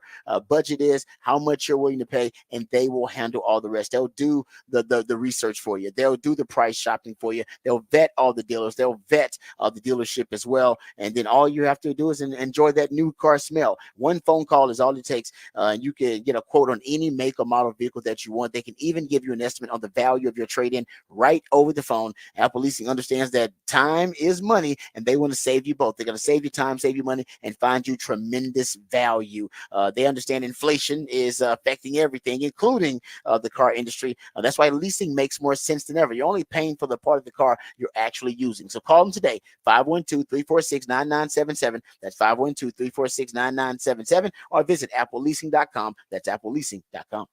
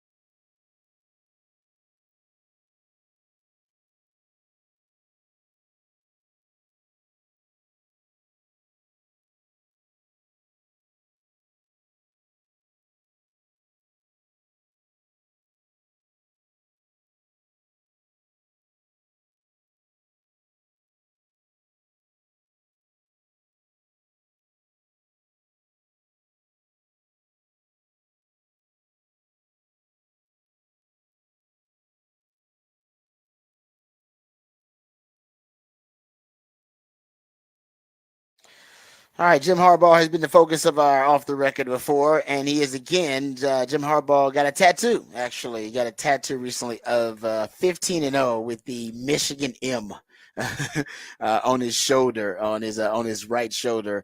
So that was a big hot topic. But he's doing a lot of wild things these days.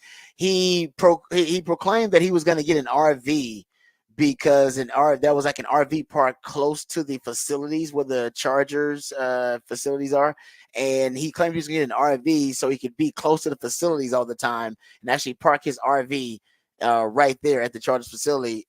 But he recently was indeed spotted. I don't know if it's a bit or what, at an RV park near the Chargers facility. Here is some audio of Jim Harbaugh hanging out, I believe, with Greg Roman, his offensive coordinator, too. Yeah, I am. We all are. Yeah, and I'm coaching for him. Yeah. We're in Huntington Beach at the Waterfront RV Park. This is my Quantum Thor motor coach. Kind of inspired by growing up watching the Rockford Files. Got my DVDs. I've been watch that. Nothing will make you feel more like a dad than when you figure out how to dispose of the waste. Felt like a real dad. Now, Giro, I said this is a Class C here. Greg Roman. How's it going, everybody? You want to see Giro's? Sure, yeah. Okay, come check this. Check this rig out. It's like what the rock bands go around in right here. I mean, for one person, this beats any hotel room in America. You know what I mean? Took the words out of my mouth. Yeah. Living the RV life, Giro. Yes, sir. I asked my brother-in-law, John Fearborn, to there drive you go. this coach out. Which he actually had his brother drive it out there to him, the RV, because it's like some kind of world-class RV. It is really nice, though. I mean, that thing looks like it's got a damn fireplace in it or something like that. It's a really nice RV. But he was serious. You got to take it's stuff you think that Jim Harbaugh is just joking about. Because I remember when he said this at his introductory press conference, he's like, "Yeah, I'm gonna get an RV. It makes sense. I can spend more time at the facilities with an RV, and I'm gonna get an RV." And everybody was like, "Ha ha ha! Yeah, dude, it's funny." And he's like, "No, he's getting an RV. Getting an RV. He's got an RV." What was the saying that he ruined at when they announced the playoff teams? I can't remember what the phrase was. It was something all the kids were saying. All the kids were saying it was something that's a common phrase with young people, and then he took it and turned it into like "love everybody" or something like that. I can't remember what the phrase was now. Yes, you are right about this. Let me know in the text line if you remember. 512-447-3776. CB probably gonna send it to us. You're right about this. I remember this. Yeah, they were like T-shirts and everything too. But it was something. But that's Harbaugh. Is he had the thing and he goes, "Oh, this has been a big saying for us." Oh, that makes me mad. I was trying to look it up right before that. I can't think of what it is. No, it was something about like disrespect, and I can't think about exactly what the phrase is. I will get it on the other side. I promise. I'm close to it, but somebody on the text line will probably do it first. 512-447-3776. Thank you very much. All right. My CTE will probably hinder me from being able to recall this, honestly. All right, we'll come back. We'll get into NBA playoff. We'll review that a little bit. Rod's rant of the day as well. If we can, we'll squeeze in some more of the Sark audio that we couldn't get to. And behind the burner score, we have more of that. So lots to get to. Stick around. Don't go anywhere. The Rodcast featuring Patrick Davis. I'm Lifetime Longhorn Rod Babers coming back on the horn.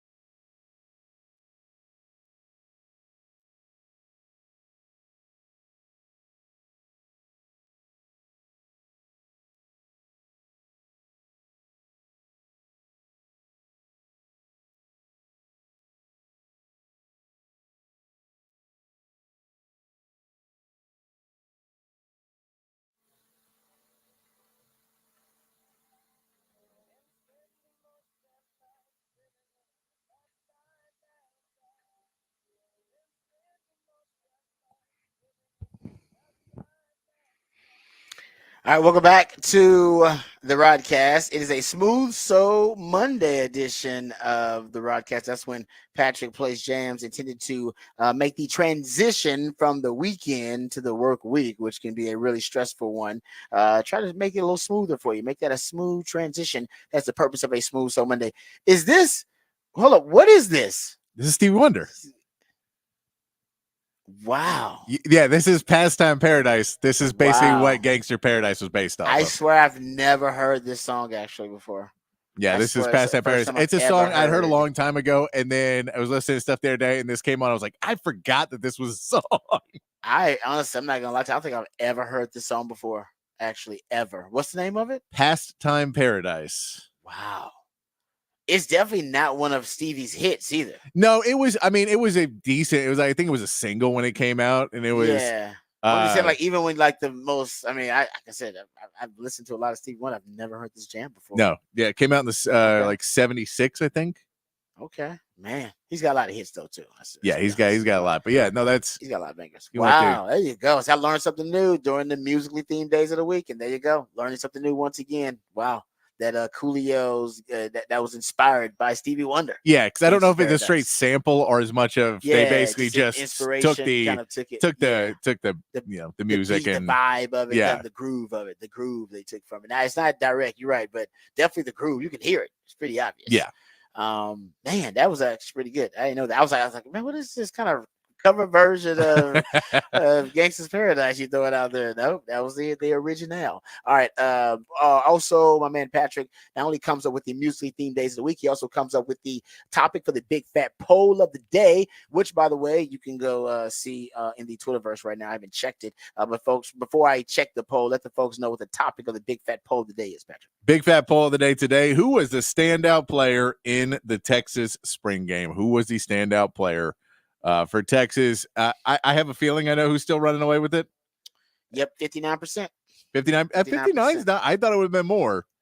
It was, but then it's actually dissipated over time. The last what's been up here for about an hour or so. So by the last 20-30 minutes, you've seen some more Longhorn fans at least give some love to the other candidates here. But Ryan Wingo's got 22% of this vote online. Trey Owens 13%, and Colton Vasek, by the way, great game by him in the spring game, 6%. So yeah, they're getting a little bit. Yeah, I mean, it's no doubt. Arch Manning is the runaway winner here for the standout player of the Texas spring game. He's the MVP. He's the MVP, and he's gonna be the most talked about player from the spring game. There's no doubt. Nationally, that's all people will talk about. But here, close to home, if you take Arch Manning out of it, still a lot of reasons to be excited about what's in store for Texas football. Not only in the quarterback room with Trey Owens, who looked really good, but even with Ryan Wingo and Colton Vasek, the other guys you have on here. I think the performance of the wide receivers overall was really good. I thought the rush defense was better than I thought it was going to be. I thought the rush defense would be a liability considering the loss of Tavondre Sweat and Byron Murphy, and that was not the case. I thought Tia Savea looked really good. I thought Tia Savea played. I thought Colin Simmons stood out and looked different out there. I guess Alfred Collins had a thick six, as they call it, when a big man has interception return for a touchdown. So that's good too. I mean, they didn't play much. He and Barron Sherrill in that group, and Ethan Burks, the one that tipped the RPO pass from Quinn Ewers that got intercepted. So I like what I saw just from those guys, the little bit that I saw. Like I said, the only complaint that I would have, honestly, coming out of spring game, maybe I want to see a better rushing, more effective rushing offense in the interior, in between the tackles. And I'm being really nitpicky here. And of course, the secondary. That's it. Yeah, and we can also mention offensive line wise, they sat a lot of this offensive line pretty much with Quinn. Yes. So the couple of series they did with Quinn, and then like Kelvin Banks and Jake Majors and a lot of those guys all sat down for the rest of the game because they wanted to keep them healthy, keep them going good, strong. So, you were playing with, where they have a ton of depth on that offensive line as well, but that was not your starting offensive line for most of the game as well. Yeah, I mean, you go 4 deep there, and I thought the offensive line actually, played pretty well. I don't think they were great. I think they played pretty well too. You just really deep at a lot of positions. Yeah. And there are very few positions where you have roster holes that were exposed in that spring game. That's why I think it was why it was so competitive.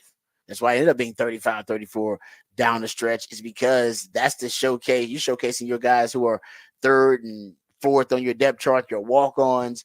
Texas is really, really deep. I do think they're really young and inexperienced in the secondary, and that also was something that showed too. So a lot of improvement in the second, a lot of area to improve, I should say, and improvement needed in the secondary. There's no doubt, but everywhere else, hard to find a complaint from that spring game other than pass defense, and maybe you want to see them have a better rushing offense in terms of the interior run game. But I don't think you want to do a lot of that in the spring game anyway, because they don't want to get guys hurt. So I think they intentionally, with the plays they call, I think they're trying to avoid power run game. A lot of it in the spring game, just because you just don't want to get guys banged up. And even Sark admitted, we don't have a lot of big humans, which also will affect, your ability to defend power run concepts. So maybe they know that, and then they didn't even want that to be an issue in the spring game. So maybe deliberately you didn't get a ton of those concepts even called. So like I said, the one thing I would complain about is the secondary, but I am a little biased and I'm a DB. So of course I'm looking at it glass half empty because I'm thinking about the secondary. But if you're looking at the reasons to be optimistic, I mean, most of it is glass half full. 95% of what you talk about with the spring, what you talk about in terms of reviewing the spring game, is going to be glass half full. The only thing I throw out there is the secondary, but they got time to fix it, and they didn't have Ja'Day Barron. So maybe, the sum of its parts, right now, I don't think it adds up, but maybe by the time the season gets here, it'll be greater than it is currently, or it was at any point last season.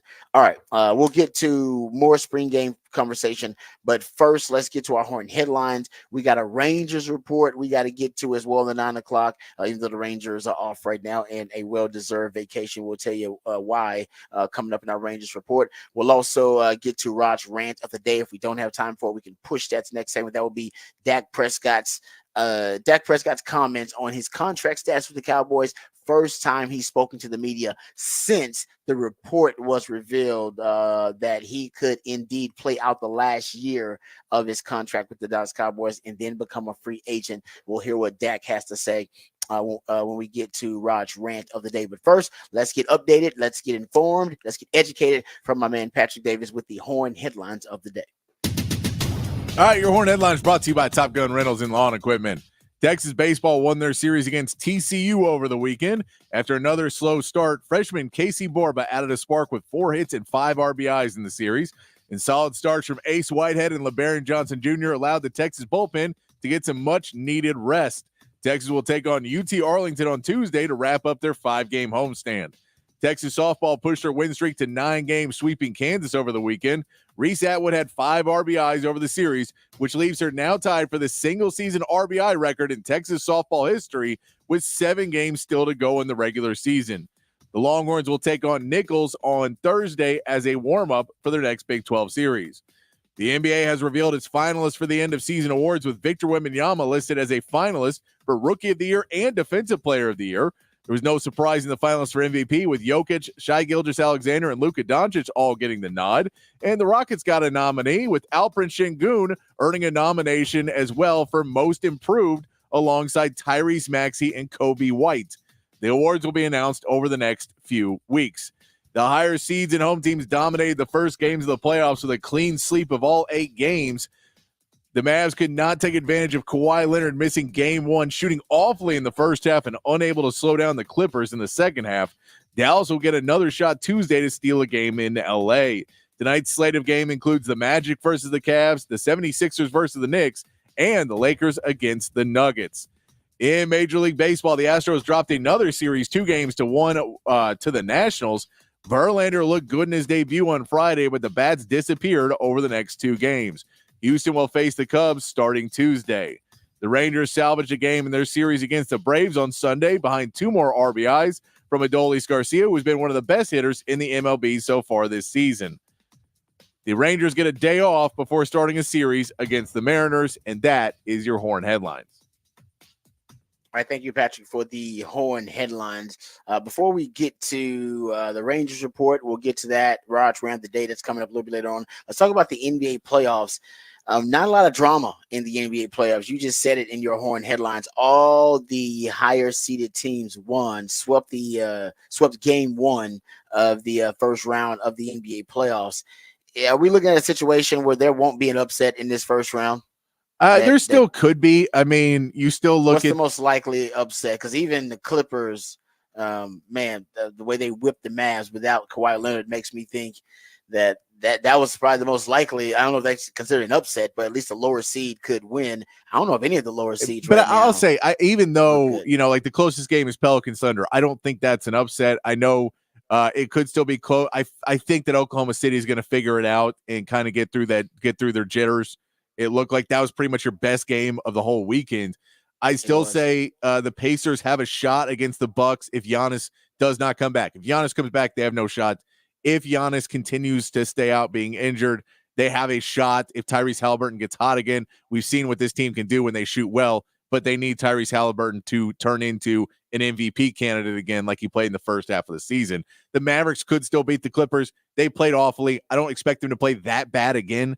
I think that they'll show up a little bit more in those games, so I say that. And the 76ers still have a decent shot against the Knicks. This is a 76ers team that is the most misseeded because Joel Embiid, who is an MVP candidate if he is not hurt, misses the second half of the season basically, and they drop from a 2 seed to the 7 seed. He's now back, allows them to have a little bit more of a shot against the Knicks team who is dealing with their own rash of injuries right now. So I'd say those 3 series, there's still, it's one game. There's a reason why it's a 7-game series. You can play awfully in one game and come back the next one. And like we could see in any one of those games be complete blowouts the other way in game 2. Yeah, it's crazy because in that Knicks 76ers game, Jalen Brunson had an off game and Embiid had bad games. Both of them had their You say like one bad game per series for the Stars. Maybe they got theirs out of the way in game 1. Embiid was 8 of 22 from the field, 4 of 16 outside the restricted area, and Jalen Brunson wasn't much better. I mean, he was, I think, 1 of 6 from 3-point range. His teammates, I think his teammates shot like over 50% in from 3-point range. They were great, but Jalen Brunson had a really off game, 8 of 26 with 22 points. But the supporting cast and a lot of you're seeing that or either the lack thereof for a lot of teams, the stars are either showing up. If your stars show up, it's like we saw that in the Lakers series for the Lakers. The Lakers had their stars show up. But even for the Mavs stars showed up, but the supporting cast didn't show up. In this situation, you'll see that the stars have bad games, but at least an off game, and then the supporting cast is able to, show up and able to, to fill in the necessary support that they need offensively or defensively. I think that's gonna play a huge role, especially with some of the injuries that are happening too with some of the star players. It's all about the supporting cast, man. Do you have the guys that are going to step up? Even for Denver, that was the case. I mean, that's their supporting cast, their bench plays really well. That's a big part of what separates them from the rest of everybody else. Yeah, and I mean, a lot of these teams, it's going to be, they just basically the coaches have to calm everybody down. And, I know that game 1, you come in and you think this is where I have to shine. It's the playoffs. I got to become, they have the commercials where you got to be playoff whoever, and you got to be. And I think a lot of those players kind of psyched themselves into a world where they had to be great.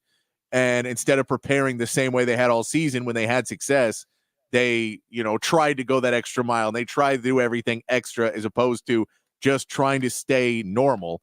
And, especially when you talk about Oklahoma City, you're the number 1 seed in the West. It's a really tough conference, and you're the number 1 seed because you were able to go in this entire way. And the moment you become the hunted and you're not the hunter anymore and you're not these young guys, you start to think you have to prepare differently and think differently. You don't. And so a lot of them, I think, will kind of get through that shock of the first game, a lot of those teams, and you'll see the role players on the Lakers play a little bit better. You'll see the role players on the Mavs play better. The problem is some of these series, the Lakers versus the Nuggets, I just don't see a path for the Lakers winning 4 games in this series.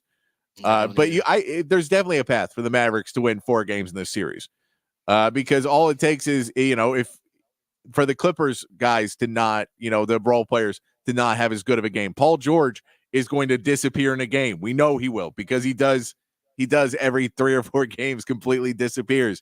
And that's, when you're able to get out there. In some of these games as well, when you shoot poorly, it's not just that you're not scoring on one end. It means that they're flying down the court on the other end. You have mismatches, and it's harder to play defense when you're coming off misses. Plus, when you're missing, you just feel bad. It makes you in your own head, and it affects you on both ends of the court. So if their shooting is a little bit better in that first half, the second, if they're only down by 5 or 6 at the half, they can easily win that game. They just got too far in their own head by not being able to score, and it just kind of compiled.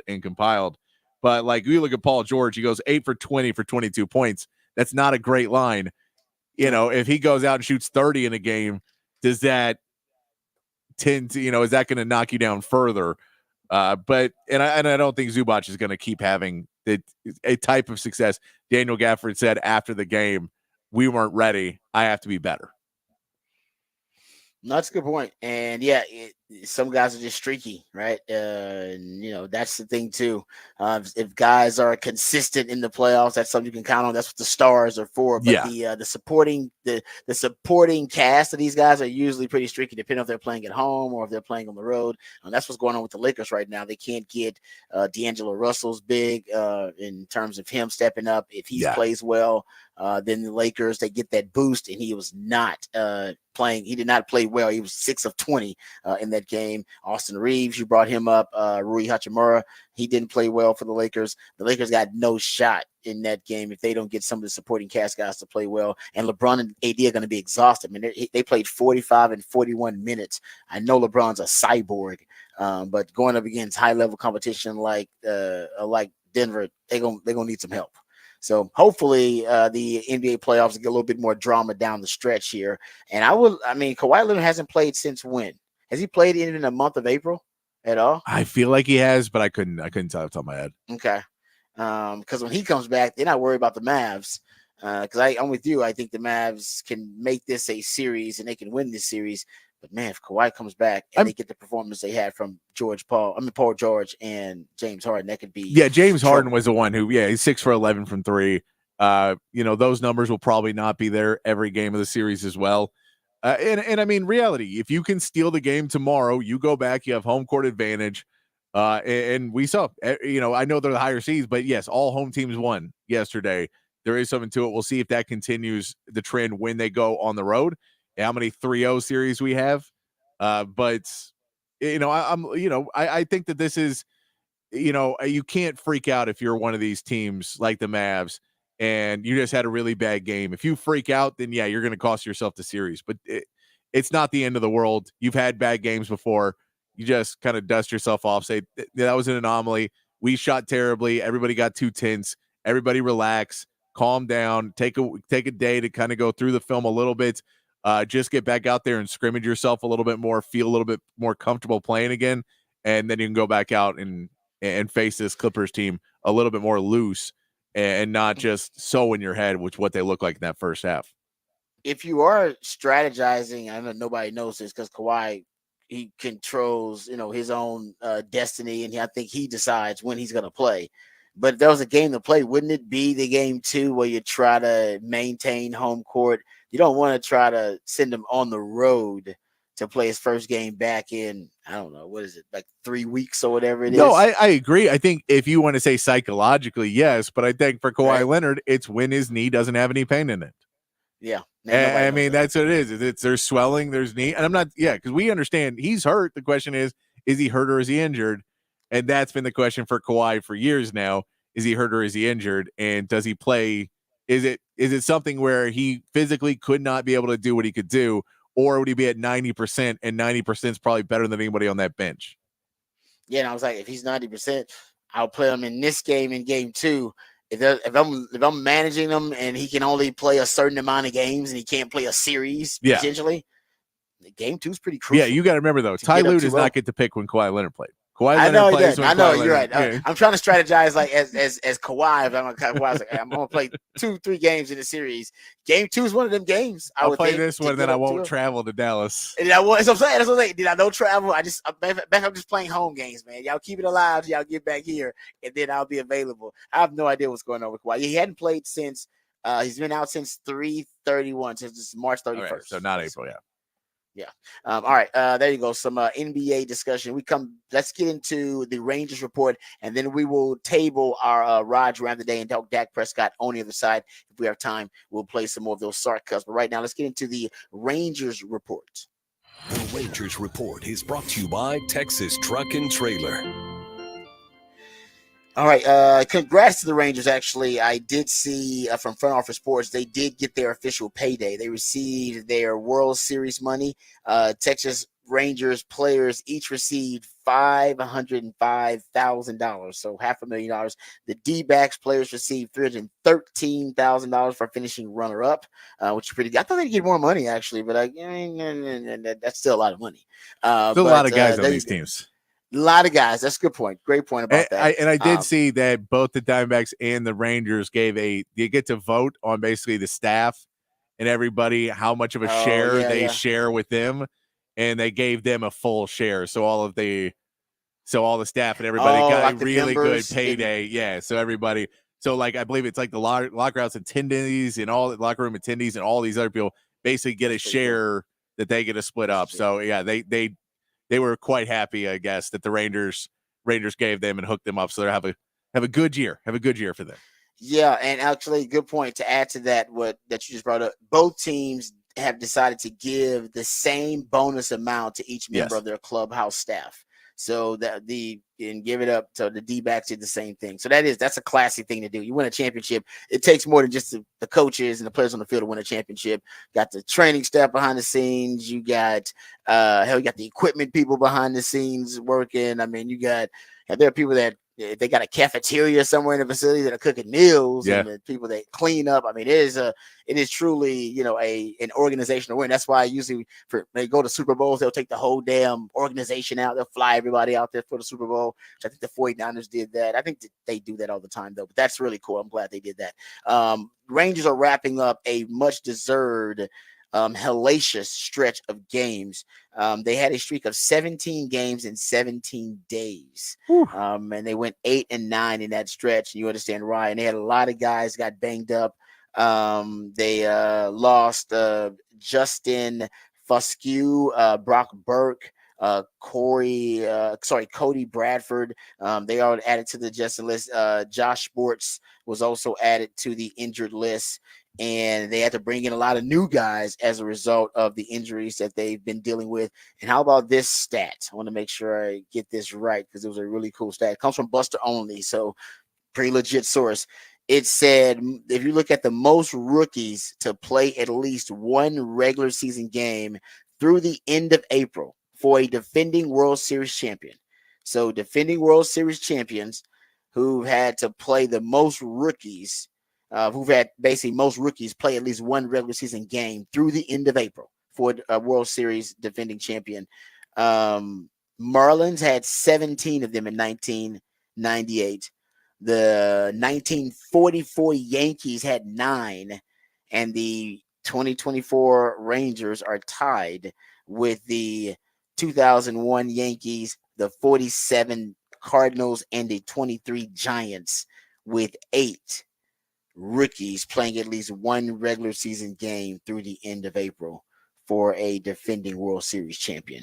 They're playing a lot of young talent. So you may have some guys getting injured, but man, they're playing a lot of this young talent that they've had in the system, that they've had in their farm system, and a lot of these guys they've drafted really high for a team that's ahead of schedule that already won their World Series to be this young and talented. I know this, we haven't seen in the record just yet because I believe they're 12-11 right now. Yeah, but they're I'm telling you, man, the future is bright. No, and I mean, and you come out of that 17 games in 17 days, 3 road trips in there as well. You're still leading the division. That makes you feel pretty happy. You're going to play the team that's right behind you in the division this week in the Mariners, but you get to go home and have the day off today, which I'm sure they are letting their guys decompress a little bit today and then have him back at the ballpark tomorrow to take on the Mariners. I doubt you're going to work him too hard on the first day off in 18 days. I think they're going to be off, but they actually have an obligation. The Tex Gala is tonight at Globe Life Field at the Gilf, and attendance is required for players, coaches, and many of the front office administration staff. Yes, so the Texas Rangers Foundation will feed everyone, and Brooks and Dunn will provide the entertainment for the Tex Gala. Do you think the Rangers are going to be like me last night and just trying to just I gotta it's early nights. Man. Sorry, no, I'm with you on that. Sorry, Brooks and Dunn. Right. I gotta get out of here. I haven't slept in my own bed in a little bit. I'm gonna go home and get some sleep. There'll be a lot of excuses. There'll be tons of excuses, man. Whenever Brooks is done is playing, whenever they're playing, I would advise them keep it short and go early. Get out there early. Otherwise, that crowd's gonna be dead. You gotta see the Rangers fans. Brooks and Dunn start as soon as first note hits the back, sliding out the door. Exactly. Because there's gonna be a lot of guys chunking the deuce out there. I'm with you, trying to get to the bed early, at least trying to get to the house early, because it's been a while for this group. So that's the obligation that the Rangers will have today, even on their day off. So even on day off, you still don't get a day off. That's why they're paid the big bucks. All right, that is the Rangers report. Don't forget about our wonderful sponsor for our Rangers report. The Rangers Report is brought to you by Texas Truck and Trailer, your premier truck accessory dealer. All right, thank you to Texas Truck and Trailer. We come back, we'll hear from Dak Prescott and Raj Ransom today. How does he feel about his contract status / negotiations with the Dallas Cowboys? We'll discuss that and more right here on the Rodcast, featuring Patrick Davis. I'm lifetime Longhorn Rod Davis, coming back on the Horn.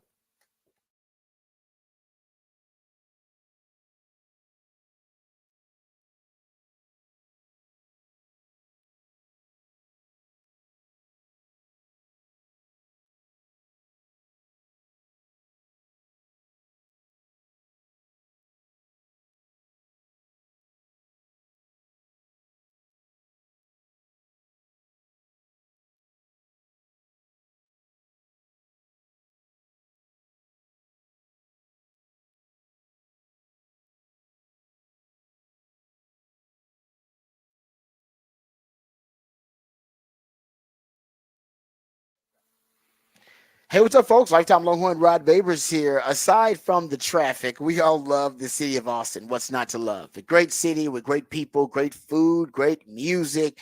Even the aesthetic appeal of the city itself has so many unique, iconic landmarks that make it special. And what you may not know is that many of those iconic landmarks that make Austin such a special town were actually built and created by the skilled craftsmanship of Ironworkers Local Union 482. You may be driving by them right now, or maybe you're parked in traffic in front of them right now, like Pennybacker Bridge or DKR Stadium. And the folks over at Ironworkers Local Union 482 right now are hiring over 3,000 people. They have another huge project they're constructing right here in Central Texas, and they need your help. They're hiring over 3,000 people. They're offering competitive wages, competitive benefits, and a pension plan. They even offer training for unskilled labor through their apprenticeship program. So if you're looking for an exciting employment opportunity, or maybe you want a refreshing career change, or maybe you want to feel valued by your employer, maybe you want a new challenge, you can become a valued member of this prestigious organization, Ironworkers Local Union 482, and you can take pride in the type of teamwork and craftsmanship that help shape the future of our great city. So maximize your potential today and go online and apply for one of these numerous positions at ironworkers482.org. That's ironworkers482.org.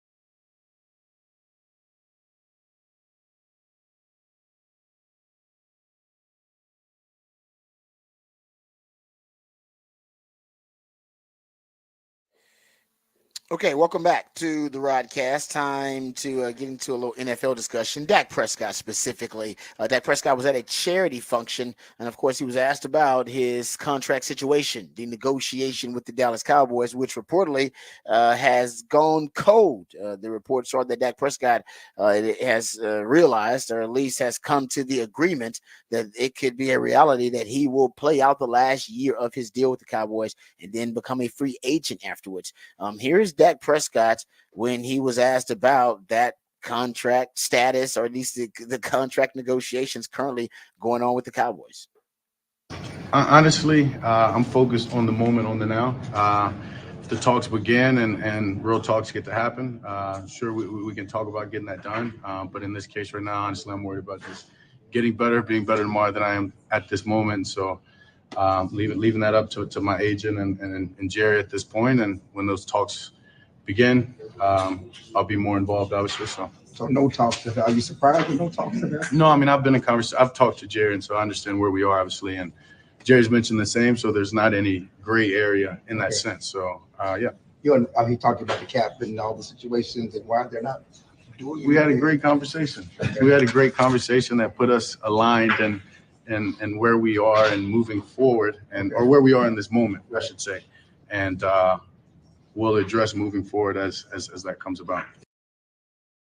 All right. That was Dak saying that they're aligned, and I guess where they are in this contract situation, and there is no gray area. It sounds to me like this dude is going to play out the last year of his contract this upcoming season. And from then on, I mean, he's going to be a free agent after that. I mean, that's just the way it is set up. You would have to, if you're the Cowboys, sign him before that time. But I imagine if I'm Dak, depending on how the season's going, I would want that leverage, because I'm assuming he's going to have a great year. And maybe this is what Jerry wants, that if Dak does not achieve a certain level of play, or if he doesn't advance to a certain point in the playoffs, that Jerry Jones can decide, you know what, I'm moving on, I'm blowing this up. And that did not give me, if I'm a Cowboys fan, that did not give me confidence or give me optimism they were going to get a deal done before then. What he just said. No, I mean, he said there's no gray area. And it feels like the gray area would have been, well, we may negotiate sooner rather than later. And the no gray area makes it feel as if we are not negotiating at either before this point or before. So maybe he says if they re-sign CD and then they re-sign Micah, then I'm third in line, and then they would talk to me, which that makes zero sense, because monetarily that doesn't make any sense. But doesn't make no sense. It feels like the no gray area makes it feel that no, there's going to be no negotiations until the end of this season. Fascinating. It really is. And there are reports that Dak wants to be the highest paid quarterback in the league. And he may, we know that the market is the market, all right, for the quarterback. So, whether you're deserving of it or not, usually the market stipulates what the quarterback is going to get. And if you're the quarterback and you're up for an extension, based on what the previous quarterbacks got and based on kind of, the value of the position at the time, you'll probably be one of the highest paid quarterbacks, if not the highest paid quarterback. But Dak claims he does not want to be the highest paid quarterback in the league. Well, kind of. Here's Dak. Yeah, no, I'm not trying to be the highest paid necessarily. So I'll wait till negotiations begin, and obviously want to put this team in the best situation. So, have your feelings changed at all about your desire to be wanting to be in Dallas past 2025? No, I'm focused on here right now, where I am. That's always how I've been. Anytime you've asked me, it's always been about right now, getting better tomorrow. And I've been in this situation before, so it's okay. I'm fine. In any situation at that point, betting on myself or playing this year out. And yeah. There you go. All right. He doesn't want to be the highest paid quarterback necessarily. And I'll admit, anytime you use that word necessarily after making a statement, it makes that statement seem shady. Yeah. You know what I mean? Like I don't cheat on my wife necessarily. Like this, why is it necessarily necessary? You should just say, I don't cheat on my wife. So I don't want to be the highest paid quarterback necessarily. It does make it sound shit. It doesn't matter what you do. It could be anything. I mean, it could be anything. I don't like to binge drink necessarily. Exactly, right? Right? Yeah, exactly. No, That's exactly anything you say. It just sounds a little bit shady. It doesn't sound quite right. But no, yeah, I agree. Yeah. It felt like he said that, and I think there was a couple things because of the pause. It felt like he's like, look, I don't need to be the highest paid player, and then went, but if I do some things, and hey, if you want me to go to Las Vegas, I'm the highest paid player. I'm the highest paid quarterback. Hey, Raiders, if you want to sign me next season, yes, I want to be the highest paid player. And if I go out and I win MVP and we win a Super Bowl, I want to be the highest paid player. Highest paid player. But I think he goes, no, if we just did it again, we did. I'm not. Basically, I have not asked Jerry Jones to say I need to be the highest paid player right now. But if we're going to play the game like you want to play it, leave the door open. Leave the door open. You leave the door open, and in case, you're right. In case you do make it to a Super Bowl, have another All-Pro year, finish second in MVP voting, hell, win MVP, then you don't want this to come back on you because you'll be like, well, leave the door open, leave yourself a little wiggle room there, and that's what that necessarily was. I don't want to be the highest paid quarterback necessarily, but now if I've earned it, then I should be the highest paid quarterback. That's why you should. If you're the Cowboys, I don't know. I just don't know how this works out well for them. Yeah, basically, you can't sign CD and Micah until you handle this Dak thing, right? No, I mean but in reality, you can because if you are not planning on re-signing Dak, then you have to do it anyway. So if your thought process is we're 50-50 not re-signing him, then you have to think in the process of we're not re-signing him, and we'll cross that bridge when we come to it.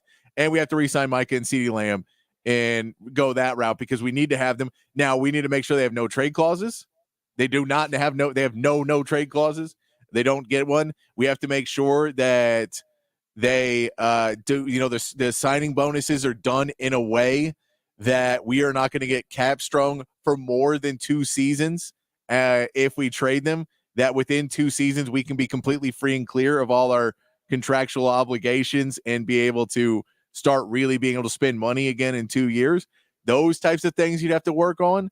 But I think you can, go to re-sign them, and, their new contract doesn't start again until next year. So you have to figure out the cap that way. But I think you basically try and re-sign them under the pretense that Dak will not be coming back to the Cowboys next season. And because that's the way you're playing it right now. You're playing it in the Dak's not coming back way. So I would prepare that way and then try and figure out a way to make a trade to keep Dak, or, trade away a player or cut a player or do whatever, cat moves you have to do to keep Dak Prescott past that. Get him to sign a contract in a year that's a 6-year contract with the next year only $4 million or something. I know, but letting Dak walk without getting something in return. I agree. Is bad, but you're right. If they're going to do that, then you don't even really have to sign. Micah's still under team control for 2 years, so if you're going to blow this thing up, you're going to need CeeDee Lamb as trade, potentially as trade capital to get draft capital for you, and you're going to use Micah Parsons. I'm sure it's the same way. It's as trade capital to get draft capital. You still can trade Mike without signing him to a new deal because he's under team control for 2 years, technically. CD's the one you got to get some. You would like to sign him, and if you're going to trade him, sign him to a deal first, and then you can trade him because you'll get more for him if he's under a deal. If he's done already and he's under a contract, you'll get more for him other than a team having to trade for him and saying, hey, man, I got to sign him to a new deal, too. So after Justin Jefferson, after Jamar Chase. Yes. Where he's going to want that money. It's going to blow up that wide receiver market. Yeah. No, and I mean, and then you throw in the fact of, with Dak Prescott, if you tried to trade him right now, any team trading for him understands they have to sign him to a new contract. Dak Prescott has to choose to go there because he has a no trade clause. So I don't know how much value you could get for Dak Prescott anyway. I think you get some stuff for him, but considering teams have already kind of found their quarterbacks for the next year, that I don't know if Minnesota's leveraging their franchise for Dak Prescott. And I don't know if the Raiders are leveraging a franchise for Dak Prescott. I just don't feel that either of those teams would necessarily risk it all, on draft day, because I would probably be around when this trade happened, would be around draft day, which is Thursday. So yeah, it's not happening Thursday. So if it's not happening by Thursday, and again, he has a no trade clause, so any of these trades would have to be sent to Dak. Then Dak's people would have to talk to them. Then they would have to work out a contract extension, and then Dak would approve the trade, and it would go. Lengthy process. I don't think there's any way you get it done. Plus, I don't think Jerry wants to. I think Jerry wants to win a Super Bowl with Dak, and prove everybody wrong, and then he'll figure it out on the back end. But it's a crazy way about going with it. It's just crazy way. It's the friggin' out on the back end. Basically, it seems like the Cowboys are going to kind of freestyle this thing.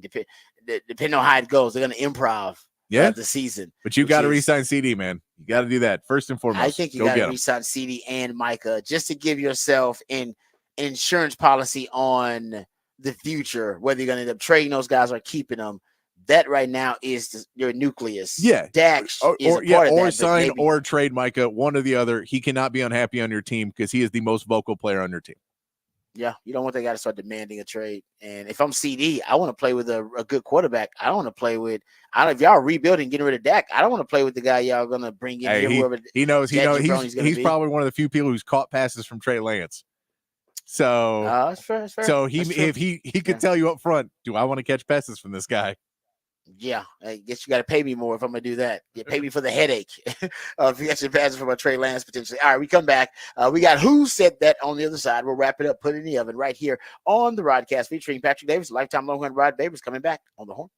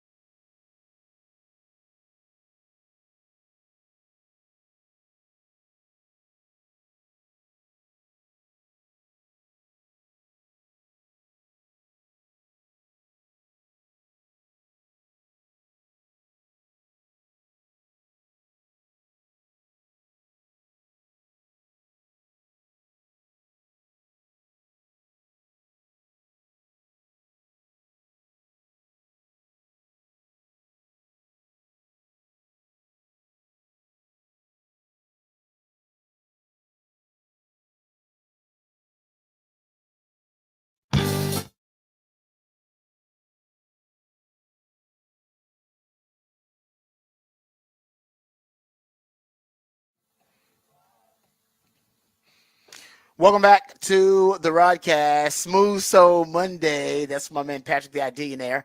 Plays jams intended to make the transition from the relaxing, fun-filled weekend to the stress-filled, hectic work week.